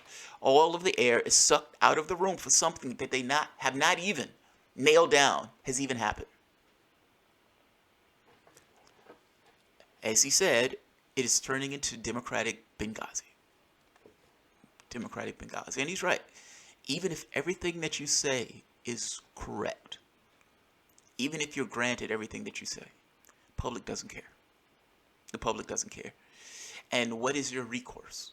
Even if everything that you say is correct, knowing that we have no moral ground to stand on at all, being of our actions across the world, what do you expect us to do, even if it's true? And you have not even nailed down a fact from a flat fact standpoint that it's true. What's his reaction? Good. There's plenty for me to disagree there, but also plenty for me to agree on. So let's get going on that. So first of all, when you say this is resisting without resisting, absolutely right. Totally agree. So it's an excuse not to talk about policy issues because their donors don't want them to talk about policy. Talking about Russia is easy. It's an easy way out. It doesn't cost their donors a dime, right? In fact, it might make defense contractors more money. So totally agree on that. And they're using it as an excuse. But Kyle, I have an issue with sometimes it appears that what you're saying is, well, I like the policy position he's winding up at, so whatever, right? No, I mean, I might like a couple of those policy positions he winds up at, but I care deeply that how he got there, because that affects the next set of elections and the next set of elections, and whether we have a guy who is controlled by a foreign government. That is super important and relevant. So, Was it not super important and relevant that Bernie Sanders was being cheated by Hillary Clinton? That seems to be more relevant to me. I gotta be honest, that seems to be far more relevant to me. If you believe that Russia hacked the election, okay, how much? What degree? What's your degree of belief? What I mean by that is, what is your degree of influence? Do you believe it influenced it 50%, 10%, 3%? Do you believe it was determinative in the way that the election turned out? What's your percentage? That's what I'm curious about, first of all. Because we're having a long conversation. We've talked about this for fucking a year and a half. What is the degree do you believe that the influence, granting you that there was influence, had on the election? That's the first point. Second point, when they were cheating Bernie Sanders, that seems to be more relevant to me. I don't mean to take this on a tangent. They were cheating Bernie Sanders in real time. And I don't remember this network taking this strident stance of, we must protect democracy. Cal, I mean, can't you understand that this is a big deal that somebody, hacked us? Somebody cheated. Explain to me, Cenk. What did the hacking say? When they hacked the DNC, what did it say? What was the reason that all these lefties were pissed off? They were pissed off because the hacking showed that they cheated Bernie Sanders. It showed what everybody already knew. It showed when they threw 200,000 people off the roads in Brooklyn. We already knew that part. We knew that they were cheating in Vegas. What that gave us was this behind-the-scenes look at what was taking place with regards to the DNC and the Clinton Foundation. At the very least, that then the laundering, or the money laundering from the standpoint of the campaign. I guess the point I'm making is, people who watch this channel, the Young Turks, understood that Bernie Sanders was being cheated in real time, even getting that impression while watching the channel. Did the network not understand what was taking place? And why is the network so strident on this, but was such lackadaisical on the other part? Why? Why? That's what I want to know. Let's let Cal answer. Policies against Putin. So if he did one policy for Putin, not implementing the election meddling sanctions, but he did the 5 other ones I listed that were against, I don't think you can reasonably conclude he's his puppet. No, Kyle, that's crazy talk. So, all right, I shouldn't say that. Okay, yeah, that's not anywhere near crazy. That's accurate. No, first of all, you think they changed, for example, the Republican policy, and then this was brought up at the time, even before we knew anything about the collusion, to say that they changed our policy, the Republican policy on Ukraine. That was real. They changed it. Now, because Trump doesn't have the political force to be able to do it when he's president, doesn't mean he's not trying to do it. This is a bullshit argument. I'll say it. This is crazy talk. And it's crazy talk for a specific reason. You have a workable point of view. You have a point of view of these things. And everything that takes place, you are filtering through your point of view. Like, this is your filter. The problem here is your filter. You're pretending that everything that takes place in that administration, to some degree, is against or working in collusion with Vladimir Putin. Meaning, Cal says, here are 5 things that Donald Trump is doing in his administration that is against Putin's interests. And each of those things for Cenk Uygur is being filtered through his point of view that there is no way possible that Donald Trump is doing something that's against Putin. So there has to be a reason, and I need to find that reason. And he works in his head, okay, here's something that explains why Donald Trump is doing this. I'm filtering it through my point of view. Meaning Cal is giving you something that's taking place in physical matter reality, and you're taking that and saying, okay, how can I mesh this to fix my world point of view? You have to, at the very least, accept that your point of view may be wrong. That how you're filtering this may be wrong. That what Cal is saying is absolutely right. It's easy to say that if something is taking place, Donald Trump is not really doing that. Donald Trump is a clumsy maniac idiot, and he doesn't have any hand in those policies. At that point, you've just taken the position that whatever comes up, whatever's taking place, there's no way that it's against Putin. Or if it is against Putin, it's not because of Donald Trump, because Donald Trump is incompetent. Come on. Come on. Certainly you understand that's not fair. I mean, you're trying to gut his argument by saying anything that you're saying doesn't really count because I've already explained to you that Donald Trump is incompetent and Donald Trump can in no way have a hand in that. It's like he's the president of the goddamn United States. If he's the puppet that you're saying he is, are you telling me that the president of the United States doesn't have the power to say, I'm going to do X or I'm going to do Y? Yeah,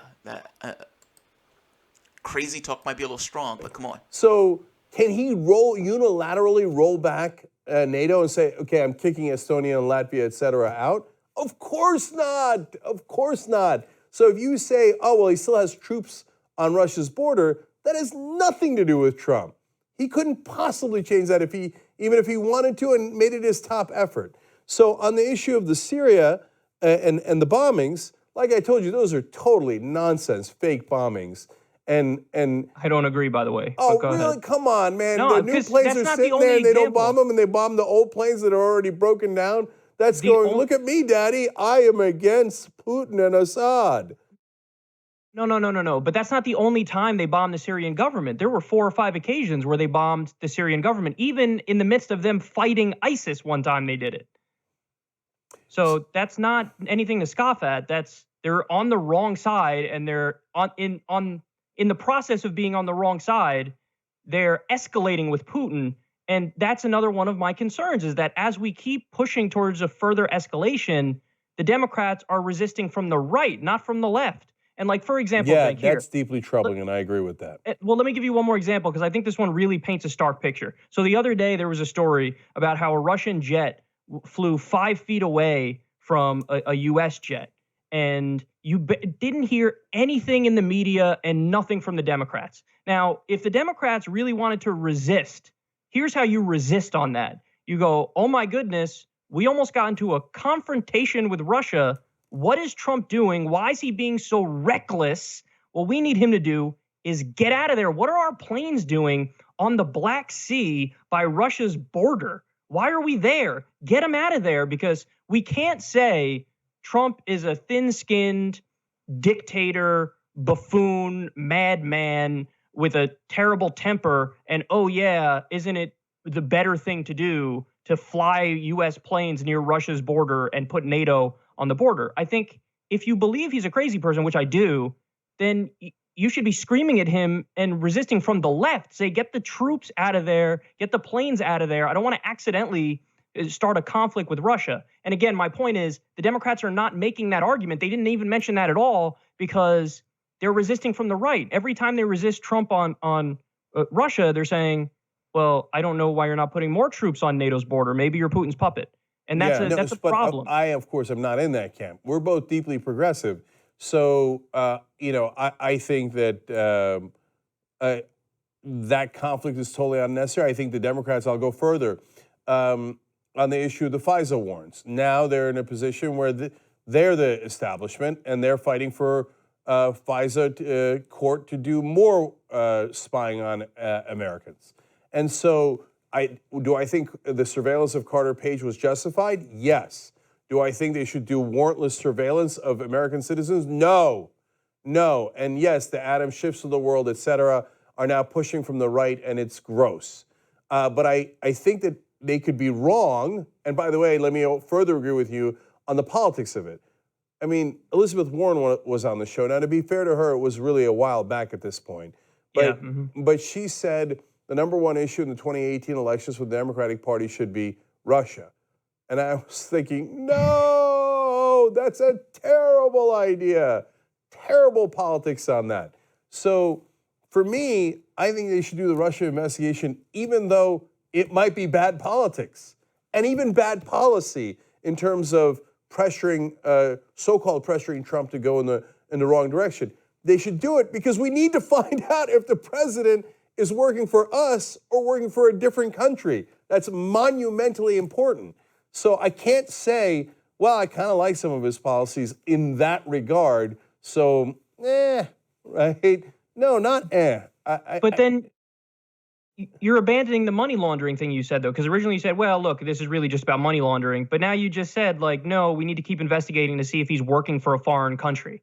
Now, when I hear that, I think that's really goofy, and that's not what's happening. He's not Putin's puppet. Like, no, that's definitely we have, like, the heart of the disagreement. Yeah, so, I think he did money laundering. You think he's a puppet to Vladimir Putin. No, I think he did money laundering, and hence he's a puppet to Vladimir Putin. So to go back to the conversation we were having about what's important and not important and the range. So the so-called stolen emails, anyone could have gotten those emails, any media organization could have published those emails. I think it was, in fact, the Russians who got it, or maybe it was the Russians and someone else. But I don't think that's a thing that, to your point about what's the end game here, that's not a thing that you take a president down over. I mean, if Hillary Clinton had gotten access to Trump's emails from whatever source and used it during the campaign, nobody would have said a peep, if you ask me. So even if they think that that's a huge deal, they'll never impeach him over that. That is not enough. I think obstruction of justice is the middle ground, and I don't know if that's impeachable because, you know, then it depends. It depends on how bad it is. And we can see with our own eyes it's pretty bad. He's firing everyone who's investigating him. So I don't know how that one gets resolved. To me, money laundering is on the other end of the scale. Really, really bad. And we got to get him the hell out of office because he's a lifelong criminal. And one of the criminal deals that he made, if we're right about that, and hence the need for the investigation, is a deal with Russian oligarchs who all work for Vladimir Putin. And they're not interested in, oh, well, we had a deal with Donald and he has all of our money, all this money of ours. But we don't want to ask for anything in return. We're Russian oligarchs. Of course, they ask for something in return. No, this is definitely the crux of our disagreement because, listen, what I would say is, even after hearing all that, I still don't for the life of me understand why what wouldn't be put front and center is the collusion that Trump did with a foreign government, which led to weapons being sold to them and a genocide being carried out with those weapons. Because even if I grant you everything you just said, we already have all the evidence on the table for an even worse case of collusion. But again, there's a reason why that's not the issue being brought up. And the issue being brought up is the Russia issue. Because, look, the deep state and all of the politicians don't care that we did Israel's bidding and there were corrupt deals in the process done to try to get other countries to not care about illegal settlements under international law. That's a giant scandal. And they don't care that our weapons are currently funding a genocide in Yemen. They don't care because they're our allies, so we look the other way. And even though there's an even clearer example of a corrupt deal and Trump doing the bidding of those governments, it doesn't even register. But the final thing, Cenk, that I wanted to talk about, we didn't even really get to it yet, is the effect that this is having on the media, because I think that that's probably one of the biggest issues here. So just to give a few examples. So there are two things. So Cal, he's right. I mean, look, when you listen to U.S. media takes the perspective that whatever the United States does, by virtue of the United States doing it, it is right. It's sacrosanct, meaning you're not going to hear a situation of the media saying that the United States went into a country illegally. You're not going to hear that the United States is bombing seven other countries. Or if you do hear it, you're going to hear it from a context of we're doing this because we have to do it. The United States is doing it because it's right. The United States has made a choice to go into this particular country. The illegality of it is not going to register. if a country is our ally, regardless of how disgusting and horrible the country is, you have a theocratic government that's literally starving and murdering Yemenis, using the United States aids and weapons to do so. Hillary Clinton was getting money from Saudi Arabia, even though she knew Saudi Arabia was expanding terrorism throughout that region of the world. Now, they don't look at this. This doesn't come up. This is not that big of a deal that one of the candidates was getting money from foreign sources. Not an issue. Donald Trump, oh, that's a big issue. Cal is making the point that if you're taking off the table this idea of Trump and Russia, meaning the emails were released and everything else, and if the only thing that you're putting on the table is that Donald Trump is somehow doing the bidding of oligarchs, that we're back to this Donald Trump is a Putin puppet again, then what about the other countries? What about the other countries where there were associations with, where the associations were clear with? I mean, I mentioned before I did this story on Jared of his son's dealings with Israel and the things that Israel wanted in return for the dealings that his sons has with Israel. That's a straight case. That's one of those things where it's a clear-cut case. You're looking at the case booming in the media. Media pays it no mind. They pay it no mind. That's not that big of a deal in this case, where you have somebody who's associated with the president doing the bidding of a foreign government. Again, what about the associations with Saudi Arabia? This stuff is horrendous. It's horrendous. But it's off the table because they're our allies. What's on the table and the thing that Cenk Uygur wants to talk about, he thinks is such a big deal, even though he has no evidence for it at all. Meaning, there's evidence that you can say that, yes, he may have business dealings with Russia. I can believe that. The guy's a businessman. I can believe that there will be business dealings that may influence his behavior in regards to his own riches as a president. Fair enough. But why is the other stuff ignored? Why do you ignore the other stuff? And even if you say that, don't you have to show in some way, some tangible, actual way, not the stuff filtered through your own lens, but some objective way that this relationship that you believe exists is somehow controlling him as if he's some kind of robot doing behaviors? And don't you have to at least not take this point of view that everything takes place is flushed through your lens, that either Trump has nothing to do with bad things that happened or bad decisions or decisions that are made that work in contrary to Russia? Don't you have to take a point of view that's a little bit more objective than whitewashing all of the behaviors of the administration that go against Vladimir Putin? What do you have to show for it? That's my point. What do you have to show? That he's a robot. I think that's Cal's point.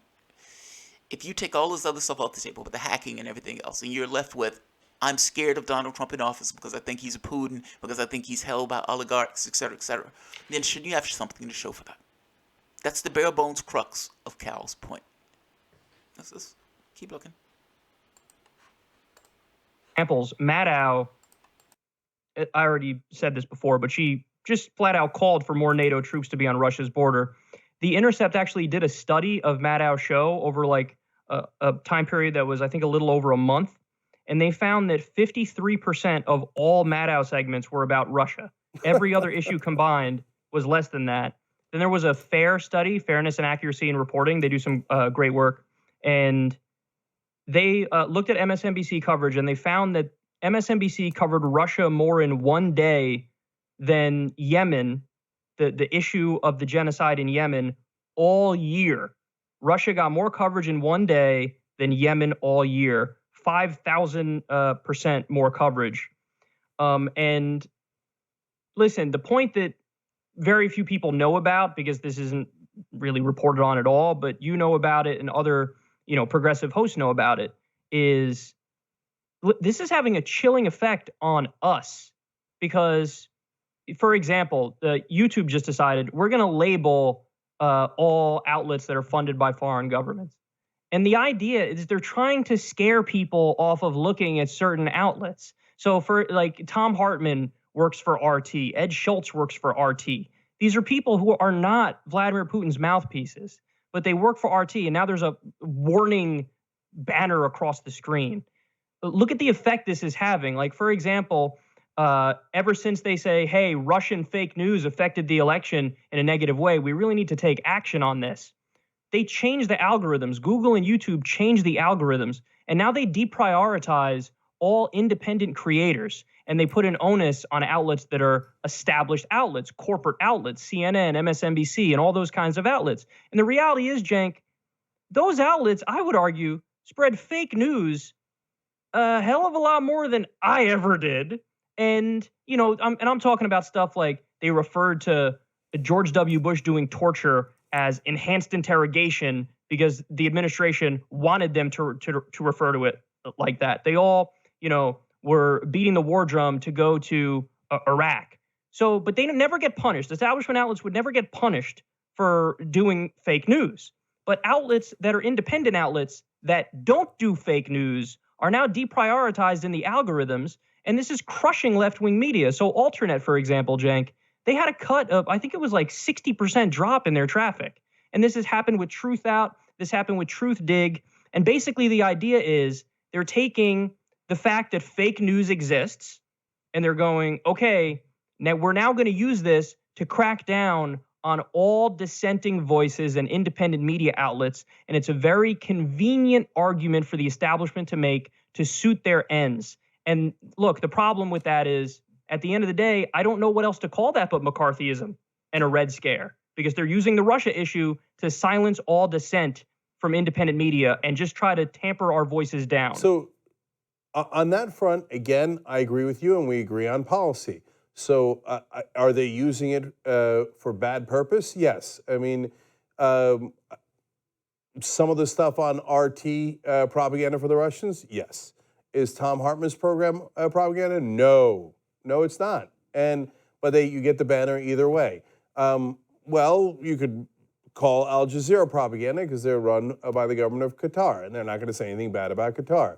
On the other hand, they do good news in other realms and cover things that the American government doesn't want you to see, right?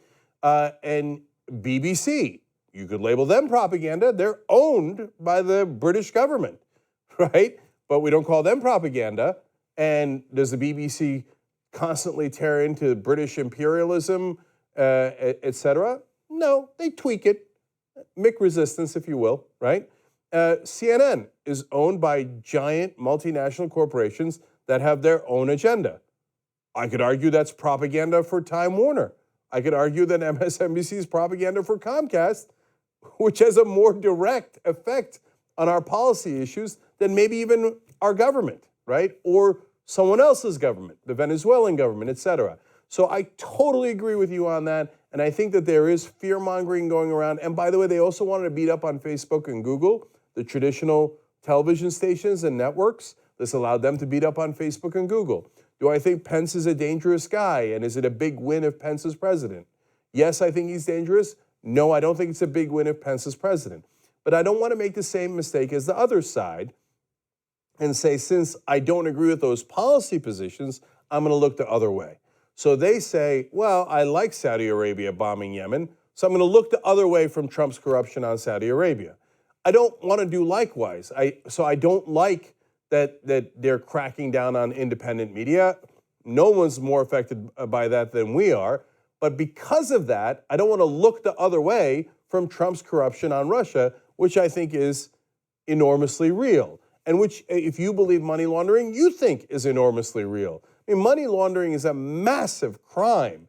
And there's a reason why you do that. There's another end to it. So if our president did money laundering with a foreign country, shouldn't we arrest them? Yeah, so I support what Mueller's doing, and here's my prediction. I think he's gonna what do you do? Knocked out Flynn, knocked out Manafort.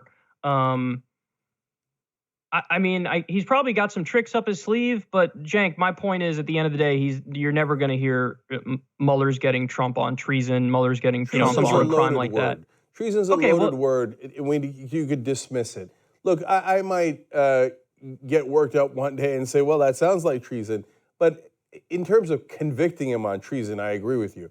But convicting him on money laundering is plenty. And by the way, if in return they have to for impeach what him, Trump right? got, they can't indict him, can he? He promised Russia certain policy positions. Well, that's as close to treason as it gets. Again, I think there's already proof he did that with Israel and Saudi Arabia. So we have all the evidence we need, but they're not going down that path. They want to try to prove the harder case to prove on Russia. But my question to you is, isn't it they would have to impeach, right? Isn't it there an open legal question as to whether or not you can indict a sitting president? Yeah, so I believe that impeachment is possible under certain circumstances. If the crimes are significant enough, hence the so-called stolen emails ain't going to do it. There's no way the Republicans are going to impeach over that. And I think Mueller would be too embarrassed to bring that case up because it's, in my opinion, relatively minor. But if you're talking about money laundering of hundreds of millions of dollars, that's a massive case. And then the poll numbers of the Republicans start to slip back down to where they were about a month ago, minus 14 to the Democrats. And then all of a sudden, the Republicans will find some principle that they had forgotten they had.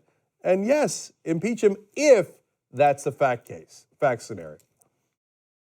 Yeah, I don't know how it would play out in the minds of the American people if I actually think there's a more likely chance, not the scenario you gave, but Trump fires Mueller and then that leads to potential impeachment. I think that's more likely than the scenario that we were just talking, like he gets him on some sort of grand crime and then they move to impeach.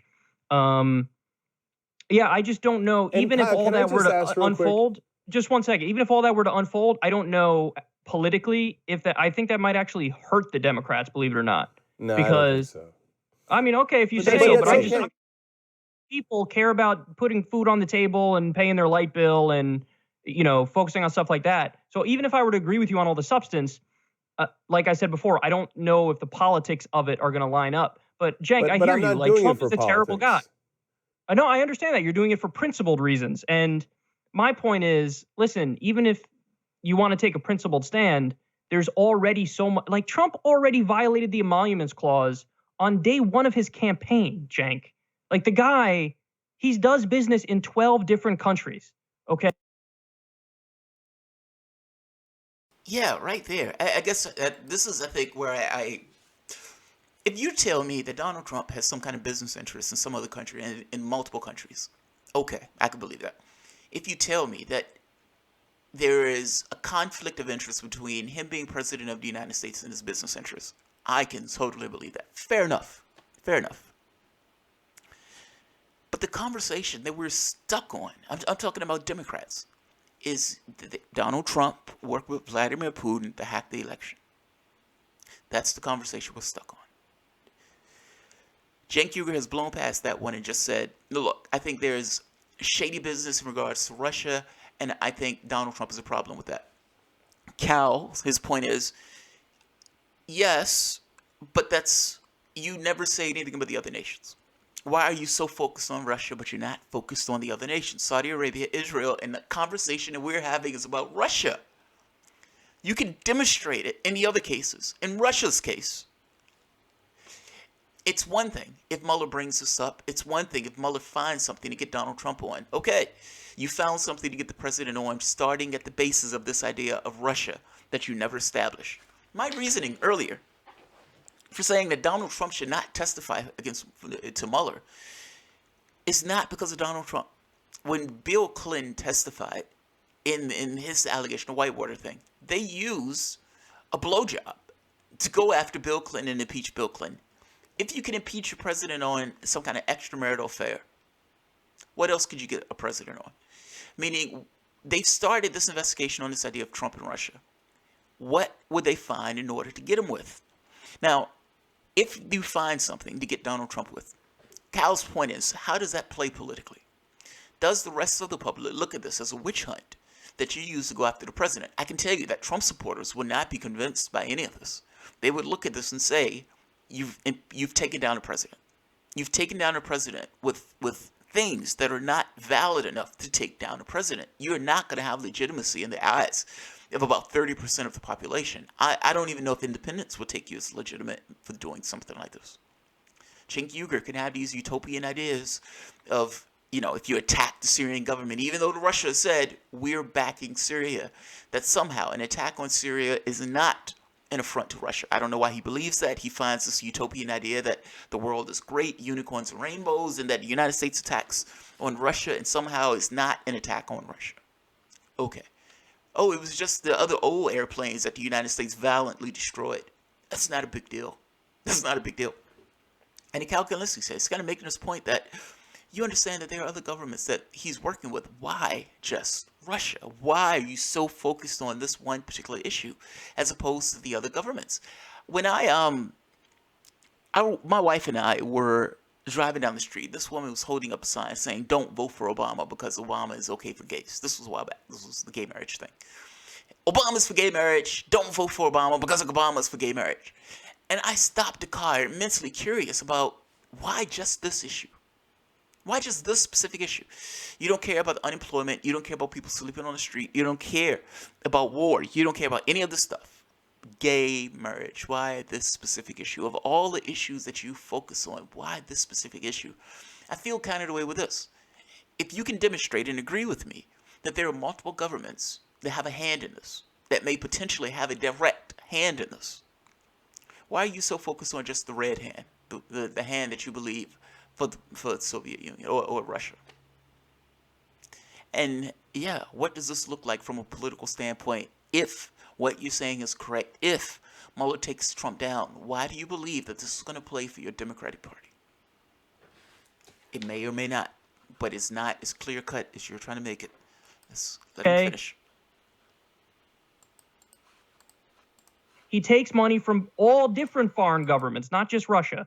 And like I said, I think there's an even clearer case. He did Israel, Saudi Arabia, and Turkey's bidding. So all that stuff is there. We already have the case for emoluments. So this stuff is a lot harder to prove in a court of law when you have to prove intent and all that other stuff. So I just think So Kyle, yeah. look, I think he did the emoluments. If we could get the establishment to agree, and that's why they got him out, great, because he also broke the law in that regard. But again, realistically, they're not going to do that, and that is deeply frustrating. So, but that doesn't mean that they also shouldn't investigate Russia. And so in terms of that investigation, look, let's just go over it real quick. All the stuff, not even all the stuff, just a quarter of the stuff that's public. Don Jr. and Eric Trump have both said, yes, we got money for the golf courses and our properties from the Russians. They admitted it themselves. One was in 2008, one was later. Eric Trump said to a Golf Magazine reporter, they said, where'd you get the money? You guys went bankrupt all these times. Where'd you get the money for the golf courses? And Eric Trump said, oh, the Russians. Apparently they really, really like golf. Okay, and there's a server in Pennsylvania, in the middle of Pennsylvania, that's Donald Trump's server. All the top cybersecurity experts in the world say it keeps getting pinged by Russia. 80% of the pings are from Russia. You know who's pinging it? Alpha Bank. They don't know what the pings are, but that ain't no coincidence. I think that story was retracted. Yeah, I don't know what you mean by retracted. Well, I'll send you the article. There's an article in The Intercept which lists that among articles that have been, they said, we messed up this one. This isn't real. I'll take a look at it. He's telling you the story is... I think that story is... No. I read it. It is the word of God. I read it. I'm Cenk Uygur. I read it. It's the word of God. He's telling you the story is retracted. You're saying no outright without even fully understanding or whether or not what he's saying is true. Dude, do you understand? You have a view of the world. Everybody filters their reality through, their lens and the way they see things. But it seems like you're so much into this Kool-Aid drinking that, look, I'm not against the Mueller investigation going on, but come on, let's be honest. The way they started this investigation was purely for the sake of obfuscation. And this very well looked like the FBI was being politicized. So that's where I start. That's my point of view in the way this takes place. I agree with you about the Trump and Russia stuff in regards to potential financial crimes. You have to show that. You bloviating on your television show is not showing that. That's not evidence at all. That's you bloviating. And I understand you have all these links and cues and all this other stuff. You have to demonstrate that. I take no issue with this point of maybe Donald Trump has some financial ties to Russia, and maybe those financial ties are run conflict in the file to him being a president. He's a businessman. I can believe that. Fair enough. I can believe it. You do have to show it, though. You bloviating about it isn't showing it. If Mueller comes up with that and finds something like that, fair enough. My problem with this is, kind of like Cal is saying, this goes beyond just Russia. Why are you just so focused on Russia? And if Hillary Clinton had taken that office, will they be having an investigation into Hillary Clinton in the same way with all of these governments donating to the Clinton Foundation? How can you make the case that Hillary Clinton, the person who you were supporting, how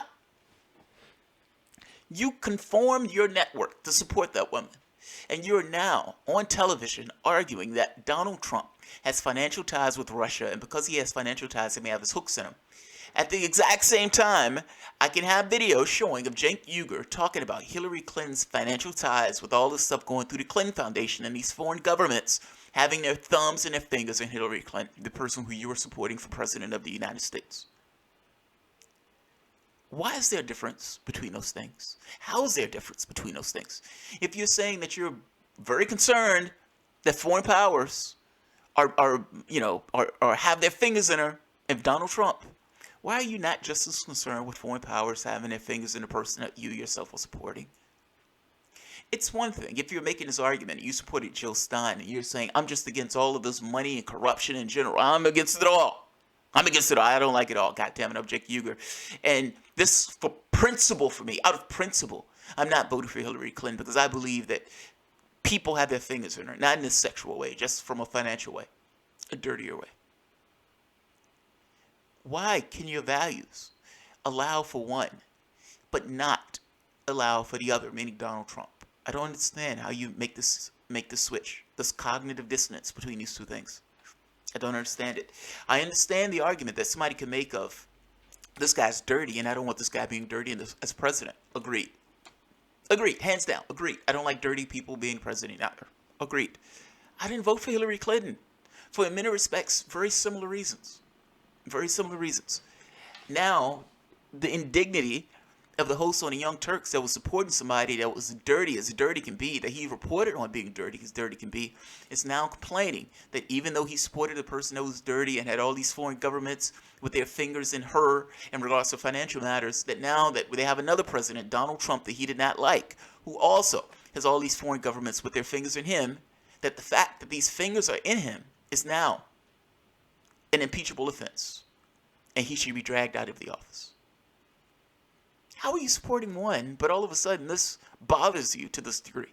It's like Donald Trump seeing a dead baby. He's like, oh my God, the dead babies. The dead babies. We need to attack Syria now because I've seen the dead babies. Let alone the fact that Donald Trump had been murdering and had plenty of dead babies on his own conscience, if he had a conscience.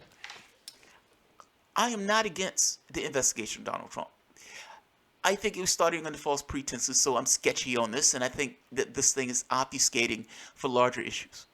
That's what I think. I think that the whole idea of the hack and everything else, you need to demonstrate that a hack took place. That's the first point. And the last thing, if you get him on something, then fair enough. But you need to actually get him on something. And right now, the news media has been howling and screaming bloody murder and have not nailed him down on anything. That's my only point. That's my only point. It's like, if you have something with him in Russia, then you need to demonstrate that you have it. You need to prove it. None of this bloviating. You need to prove it. If you're going to position us in the way that you're positioning us, you need to prove it. That's the first point. If you do show that Russia had something to do with hacking the election, then you need to show that Donald Trump has something to do with that hack. That's the second point. The third point is, if you're going to say that there were financial crimes with Donald Trump, then you need to show that there were financial crimes with Donald Trump. I mean, we can bloviate and talk about this all we want. At the end of the day, this boils down to you need to be able to show this. And in a court of law, at the very least, demonstrate what you're saying to be true. And you have not done any of that. I can agree that Donald Trump broke the emollients clause. They should be going after him for that. Then go after him for the things that he's committed. But what's been taking place has had to do with Donald Trump hacked us. I mean, worked with Russia to hack the DNC in order to release information that was true, showing that the DNC was cheating Bernie Sanders. That has been the narrative of events that has taken place in regards to the Democratic Party. That has been the narrative of events that has taken place in regards to the news. Now, Cenk Uygur has expanded this to some degree. But this still boils down to Donald Trump is Vladimir Putin's puppet. if that's true, you have to explain and to actually show that. You have not done that. You have not done that. I agree with Cal on this, man. Clearly, I agree with Cal on this. Jenkins in this Russiagate Kool-Aid nonsense. And he hasn't demonstrated any of this. Nothing has been demonstrated against any of this. You may have you may have evidence, meaning you may have stuff that may point in a direction. But all of your evidence, all of your thoughts about this are filtered through this idea that the guy's already guilty. And because you think the guy's already guilty, anything that contradicts your narrative of events get pushed away or filtered through the lens of he's guilty. So, because he's guilty, I must look at the evidence in this way to conform and make it so that he's guilty. Let him finish.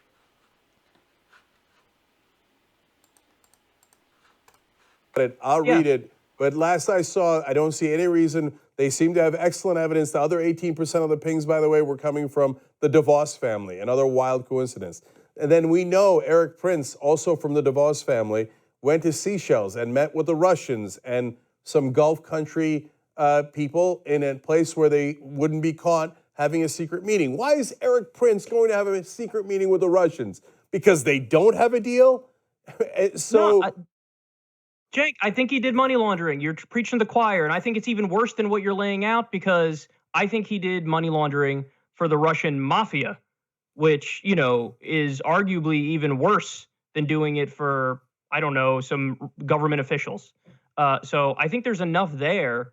But again, I think where I differ from you is I think that the effects of how this is all playing out and the consequences of the hyper focus on that issue is just leaving so many stones unturned and leaving the most important arguments the Democrats should be making at the side of the road, along with the media, the same thing. And just the final thing I want to say real fast is, so there was a story, I should probably send it to you because I don't know if you saw this, because I think it was only in one outlet. I think it was the International Business Times. Nobody else picked it up.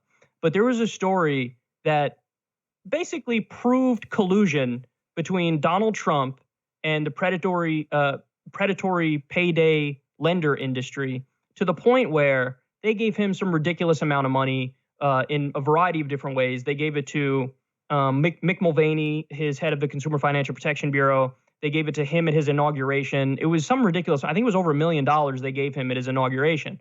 And then they scrapped all of the rules on the predatory payday lending industry that were supposed to go into place and made it so that they're allowed to charge 950%.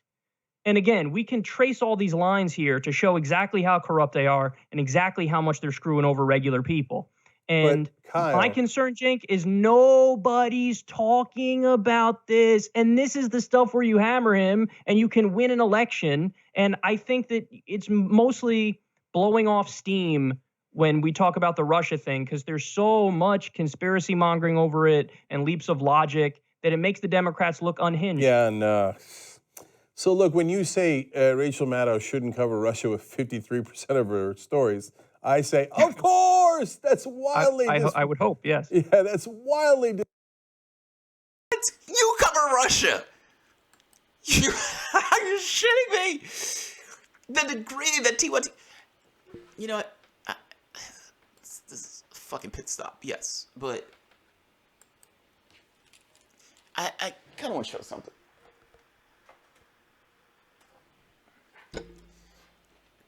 TYT covers Russia to some ridiculous extent. I mean, this isn't. Let's see. Trump, Russian trolls, Trump.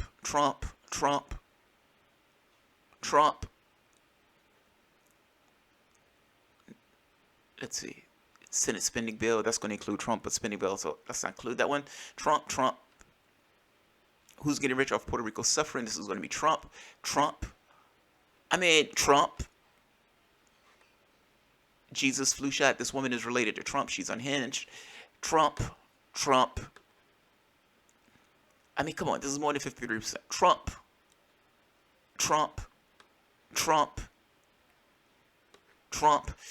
If Rachel Maddow shouldn't cover Trump to this degree.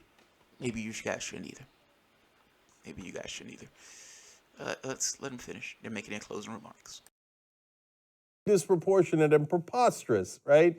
But if when you say conspiracy theories regarding Russia, that's where you lose me, and that's where I get frustrated. But they're right out in the open. Why has he fired everyone investigating him? Because he did it. No, Cenk, but you're disregarding the fact that there are like 6 or 7 different stories that have officially been retracted. Those are the conspiracies I'm talking about. The conspiracy mongers who jump to conclusions and then they have to retract the story a week and a half later. So that's what I'm referring to. And you've seen those articles. I'm sure you have. And Kyle, the story you referenced was, unfortunately, in this insanely corrupted system that we have, run-of-the-mill corruption. And the establishment is never going to convict him on that or go after him on that because they all do the same thing. They take contributions and then give their donors exactly what they want. That's the problem. So I agree. But that doesn't, but like that's what's driving me crazy though, Kyle, which is that like we agree on all that stuff, but that doesn't mean and we should let Russia go. I'm not saying that. I'm saying you want to get him on money laundering. You want to do the investigation. I just told you 1,000 times. I support what Robert Mueller's doing. But my whole point, Cenk, my whole argument is everybody needs to pump their brakes a little bit if you're on the Democratic side, because there's a lot of overreaching going on this issue. And not only that, but there's also a lot of downsides to over-focusing on it, like the 1,000 I just mentioned, the effect on media, and all that other stuff, weak arguments of the Democrats, so on and so forth. So I think at the end of the day, our agreement will remain simply on money laundering. But the effects of all this and everything outside of that, I don't think that we're going to see eye to eye on that. So we're at an end, and I think we accomplished our mission. We found out what we agree and disagree on, and unsurprisingly, we actually agree on a huge majority of the things that we discussed.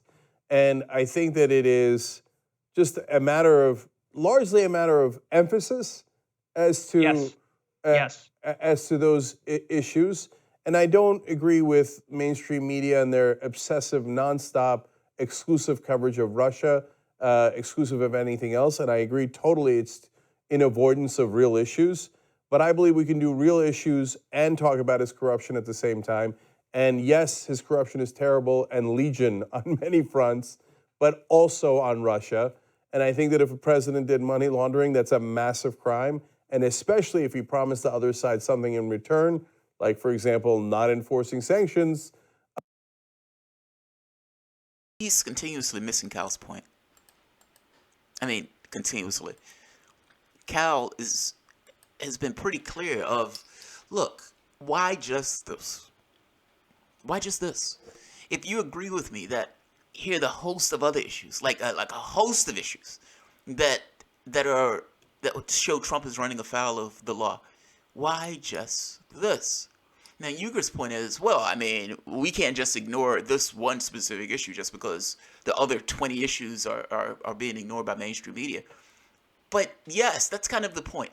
Why are these other issues being ignored by mainstream media and aren't? To some degree, you're running yourself into the hysteria with these other guys screaming at the top of their lungs about Russia and Ruski's coming to get us and Ruski's hacking the election and all this other stuff.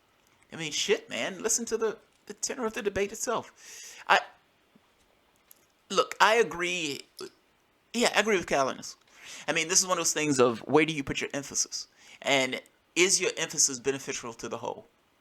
Even if I agree with you that, yes, it's maybe possible that Donald Trump has some kind of interactions with the mafia in regards to money laundering in his hotels, you have to demonstrate that. If you demonstrate that, then we're having a different conversation. You have not demonstrated that. Even if I agree with you that they hacked the election, you need to demonstrate that. Like, I guess this is the kind of the point I'm getting at. This hysteria is done for political reasons, for political ends. And TYT has fell into this idea of dealing with this political ends. They've become part of the game space, part of the tool in this game space in order to attack Donald Trump on this. I have no issue with people attacking Donald Trump on real things. The payday loan thing is a big fucking deal. That's actually hurting human beings. The rest of the public, however, is not on board with what you're doing in regards to this Russia thing. And you have lefties who have fell into this camp of saying they're doing this for political ends. They're trying to have this new McCarthyism where they can put a brick wall on the left in the same way that they did during the actual Red Scare. That's the first part of this. And it is having ends in the channels that are being destroyed, and then the lefty media that's being cut off based on the attacks that they've been using on this front and the arguments they've been using on this front. Cenk Uygur is like, yeah, I understand it, but I mean, we have principles. We have principles. I wish Cal would have said, why are you so into your principles now when you weren't necessarily into your principles when you were supporting fucking Hillary Clinton? They were stealing the goddamn election. So it's like, yeah, I'm into my principles right now, but, well, I'm into my principles now because it's Donald Trump. I think Cal won that, personally. But I think Cal won it because he's in alignment with my point of view on this type of stuff. So I'll say it that way. But between the two positions, the media has been hysterical on Trump and Russia. Hillary Clinton has been hysterical on Trump and Russia. They've not been able to demonstrate and prove anything on Trump and Russia. And in this argument, the argument that Cenk Uygur is making is, I understand that all of these other issues are in effect. I understand that they've been able to essentially, that he's been working with these other governments. I understand that the other governments are easier to even demonstrate collusion with. But I agree with the Democrats that Trump and Russia is a big deal. I agree with you that they're trying to obfuscate. I agree with you that they want to talk about anything else, meaning Russia being on this agenda as opposed to dealing with their issues. But still, I'm in this camp of Trump and Russia. And Cal seeming extraordinarily sane to me, saying, what is the practical outcome? If everything that you're saying is absolutely correct, what is the practical outcome? And we've seen the practical outcome. We've been getting closer and closer to a conflict with that government. That's the practical outcome. Media, meaning lefty media, has been undermined and destroyed in place of corporate media. That's the exponential outcome. This is the outcome that we're seeing from these things. And despite not being able to demonstrate a clear case that says, yes, we know as a flat fact that Donald Trump did this. Yes, we know as a flat fact that Vladimir Putin did this. And yes, we know that Donald Trump is some kind of puppet of Vladimir Putin. You don't know any of those things. You've demonstrated none of those things. You may have evidence that points in a particular direction, but that is not the same thing as demonstrating the fact of those things. This is shit, man. Come on. Come on. 53% of Rachel Maddow talking about Russia is embarrassing. It's embarrassing. You've assisted Democrats, whether you wanted to or not, by sucking up all the air out of the room. That's what you've done. You're not talking about economics. You're not talking about the Sanders plan or any of the stuff. You've sucked the air out of the room. The energy that Bernie Sanders had when he was talking about Medicare for all, the energy that Sanders had when he was talking about free college, out the room. Sucked out the room. Trump and Russia. Haven't been able to show it. Trump and Russia. We're not focusing on the issues that are real. We're focusing on the issues that we have a hard time demonstrating. Trump and Russia. What is the practical outcome of, or what is the outcome that you're trying to accomplish? What do you want to take place? And in every scenario, the Trump and Russia thing ends badly. It ends badly. So, I mean, come on, man. Not to mention, Pence is worse. Pence is worse. I'm sorry, Pence is worse. So, yeah. All right, I have a lot of people here today. I guess this thing has gone on for like 2 hours. I gotta be honest, I'm getting slightly tired. This has gone on for a long time. So, let's take a few questions. Let's see. Lisa Hauserman, Garden. I think we agree on the huge majority. No, you didn't. Copter Force, I actually think Cal is better at debating than Jimmy from what I've seen. Cal is good at debating. I've seen him in a few debates. He's decent. Winkle the Bernie Bro, this isn't a debate. It's a discussion. Put debate in the title description of the video. Yeah, right. He did, right? In the video itself, he has a debate. He said, this is not a debate. This is a discussion. Jenny Lynn, thanks, Lisa. I wish you could come over to the LTMB chat here soon. If you get away, I'll be over there. Jacqueline Thompson, Lisa Hauserman, great people here. Poor hubby is going to have to wait for dinner. Oh, Jacqueline, I'm sorry. SGTK, screw due process. Cenk might feel different if he was being convicted before trial. Who the hell are you telling? Who are you telling? Cenk doesn't care because his coffers are full. Loch Ness 1980. Liquid Zero. Ron should debate Cenk. Jimmy can cheerlead. Oh, that's funny. Yeah. What's his name is good at debating, man. Kyle is, yeah. I'm a fanboy on this one. The revanches. Jamal Thomas, I don't think he's missing Cal's point. I think he's intentionally not talking about his point. Cal has made a lot of good points in this debate. Like, yeah, Cal made a lot of good points. I agree. They agreed on a huge majority of a few issues. Right. Right. I think they agree on most of it. I think it's the crux of emphasis. If we're thinking about it for real. It's emphasis. What are you putting emphasis on? And is the thing that you're putting emphasis on, should it have as much emphasis as you're putting on it? It's weird to me that you agree that Hillary Clinton was also had their fingers in all sorts of foreign governments. But why are you supporting Hillary Clinton if you agree that she has all of these foreign governments invested in the Clinton Foundation?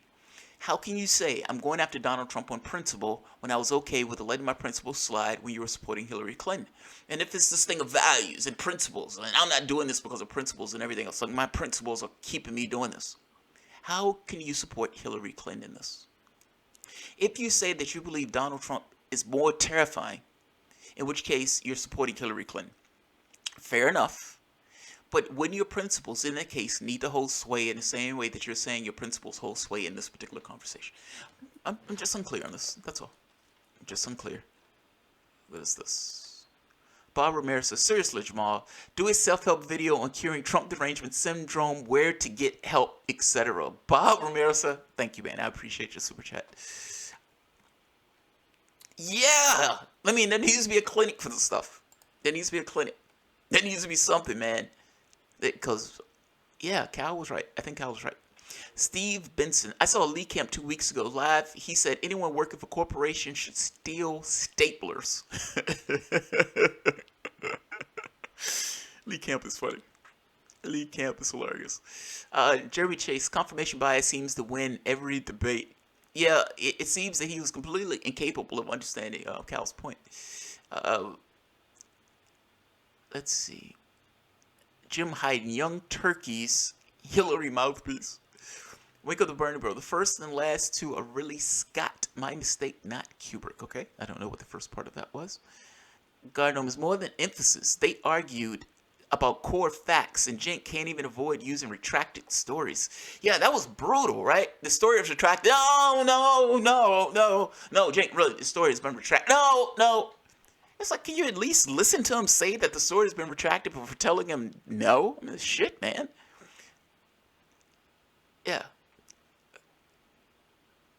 My favorite parts of this debate were soft bombings and what retracted me, revenge. Yeah, I know, right? It was soft bombings. The United States using its military armaments to destroy armaments of other countries was soft bombings.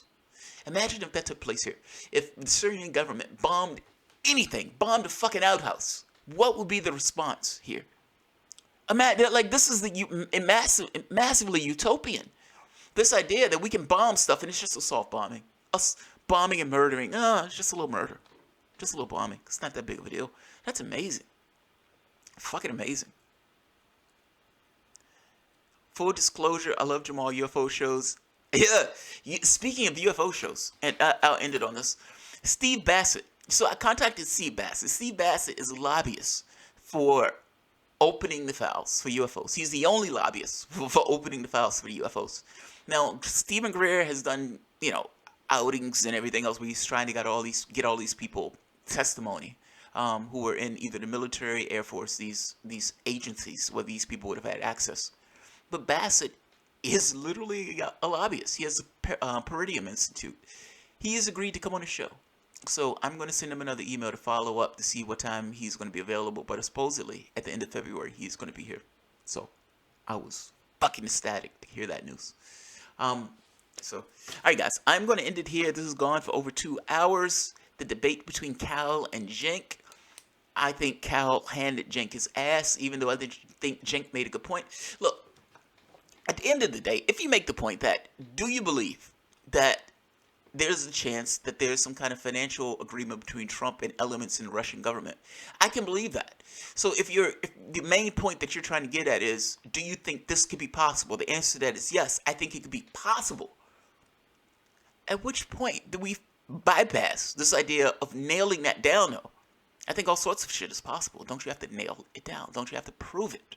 Now, if that's the case of, okay, we should have a Mueller investigation, but the Mueller investigation didn't start off of that. The Mueller investigation started off of a Trump dossier that was bought by the opposition.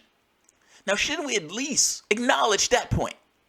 Shouldn't we start right there when we're talking about an investigation that Mueller's holding? This investigation has nothing to do with this idea of Russia and and Trump, dealing with Russia in regards to monetary stuff. Let's at least be honest about that, where this has started. Now, you're jumping to this idea of Trump dealing with Russia in the standpoint of this money thing. Yes, I may think that takes place, but that's not where all of this began. Let's be honest about the origins of all this stuff, about the origins of the investigation. If you go after Trump for something like that, and you catch him on something like that, fair enough. But acknowledge the origins did not start from this thing of being fair and honest. Scalisi, Govigon, #GovEgon. I do not know what that means, but Scalisi, thank you very much. Thank you very much. All right, guys, I am going to end this. Guys, thank you for all of the super chats. I appreciate it. It's always appreciated when you guys give. If by chance I missed some of the super chats early on just because I had the video up and I couldn't necessarily see what's going on, I am totally sorry. But either way, you guys are immensely appreciated. I'm going to have another call-in show now that we got the technology down pat for that.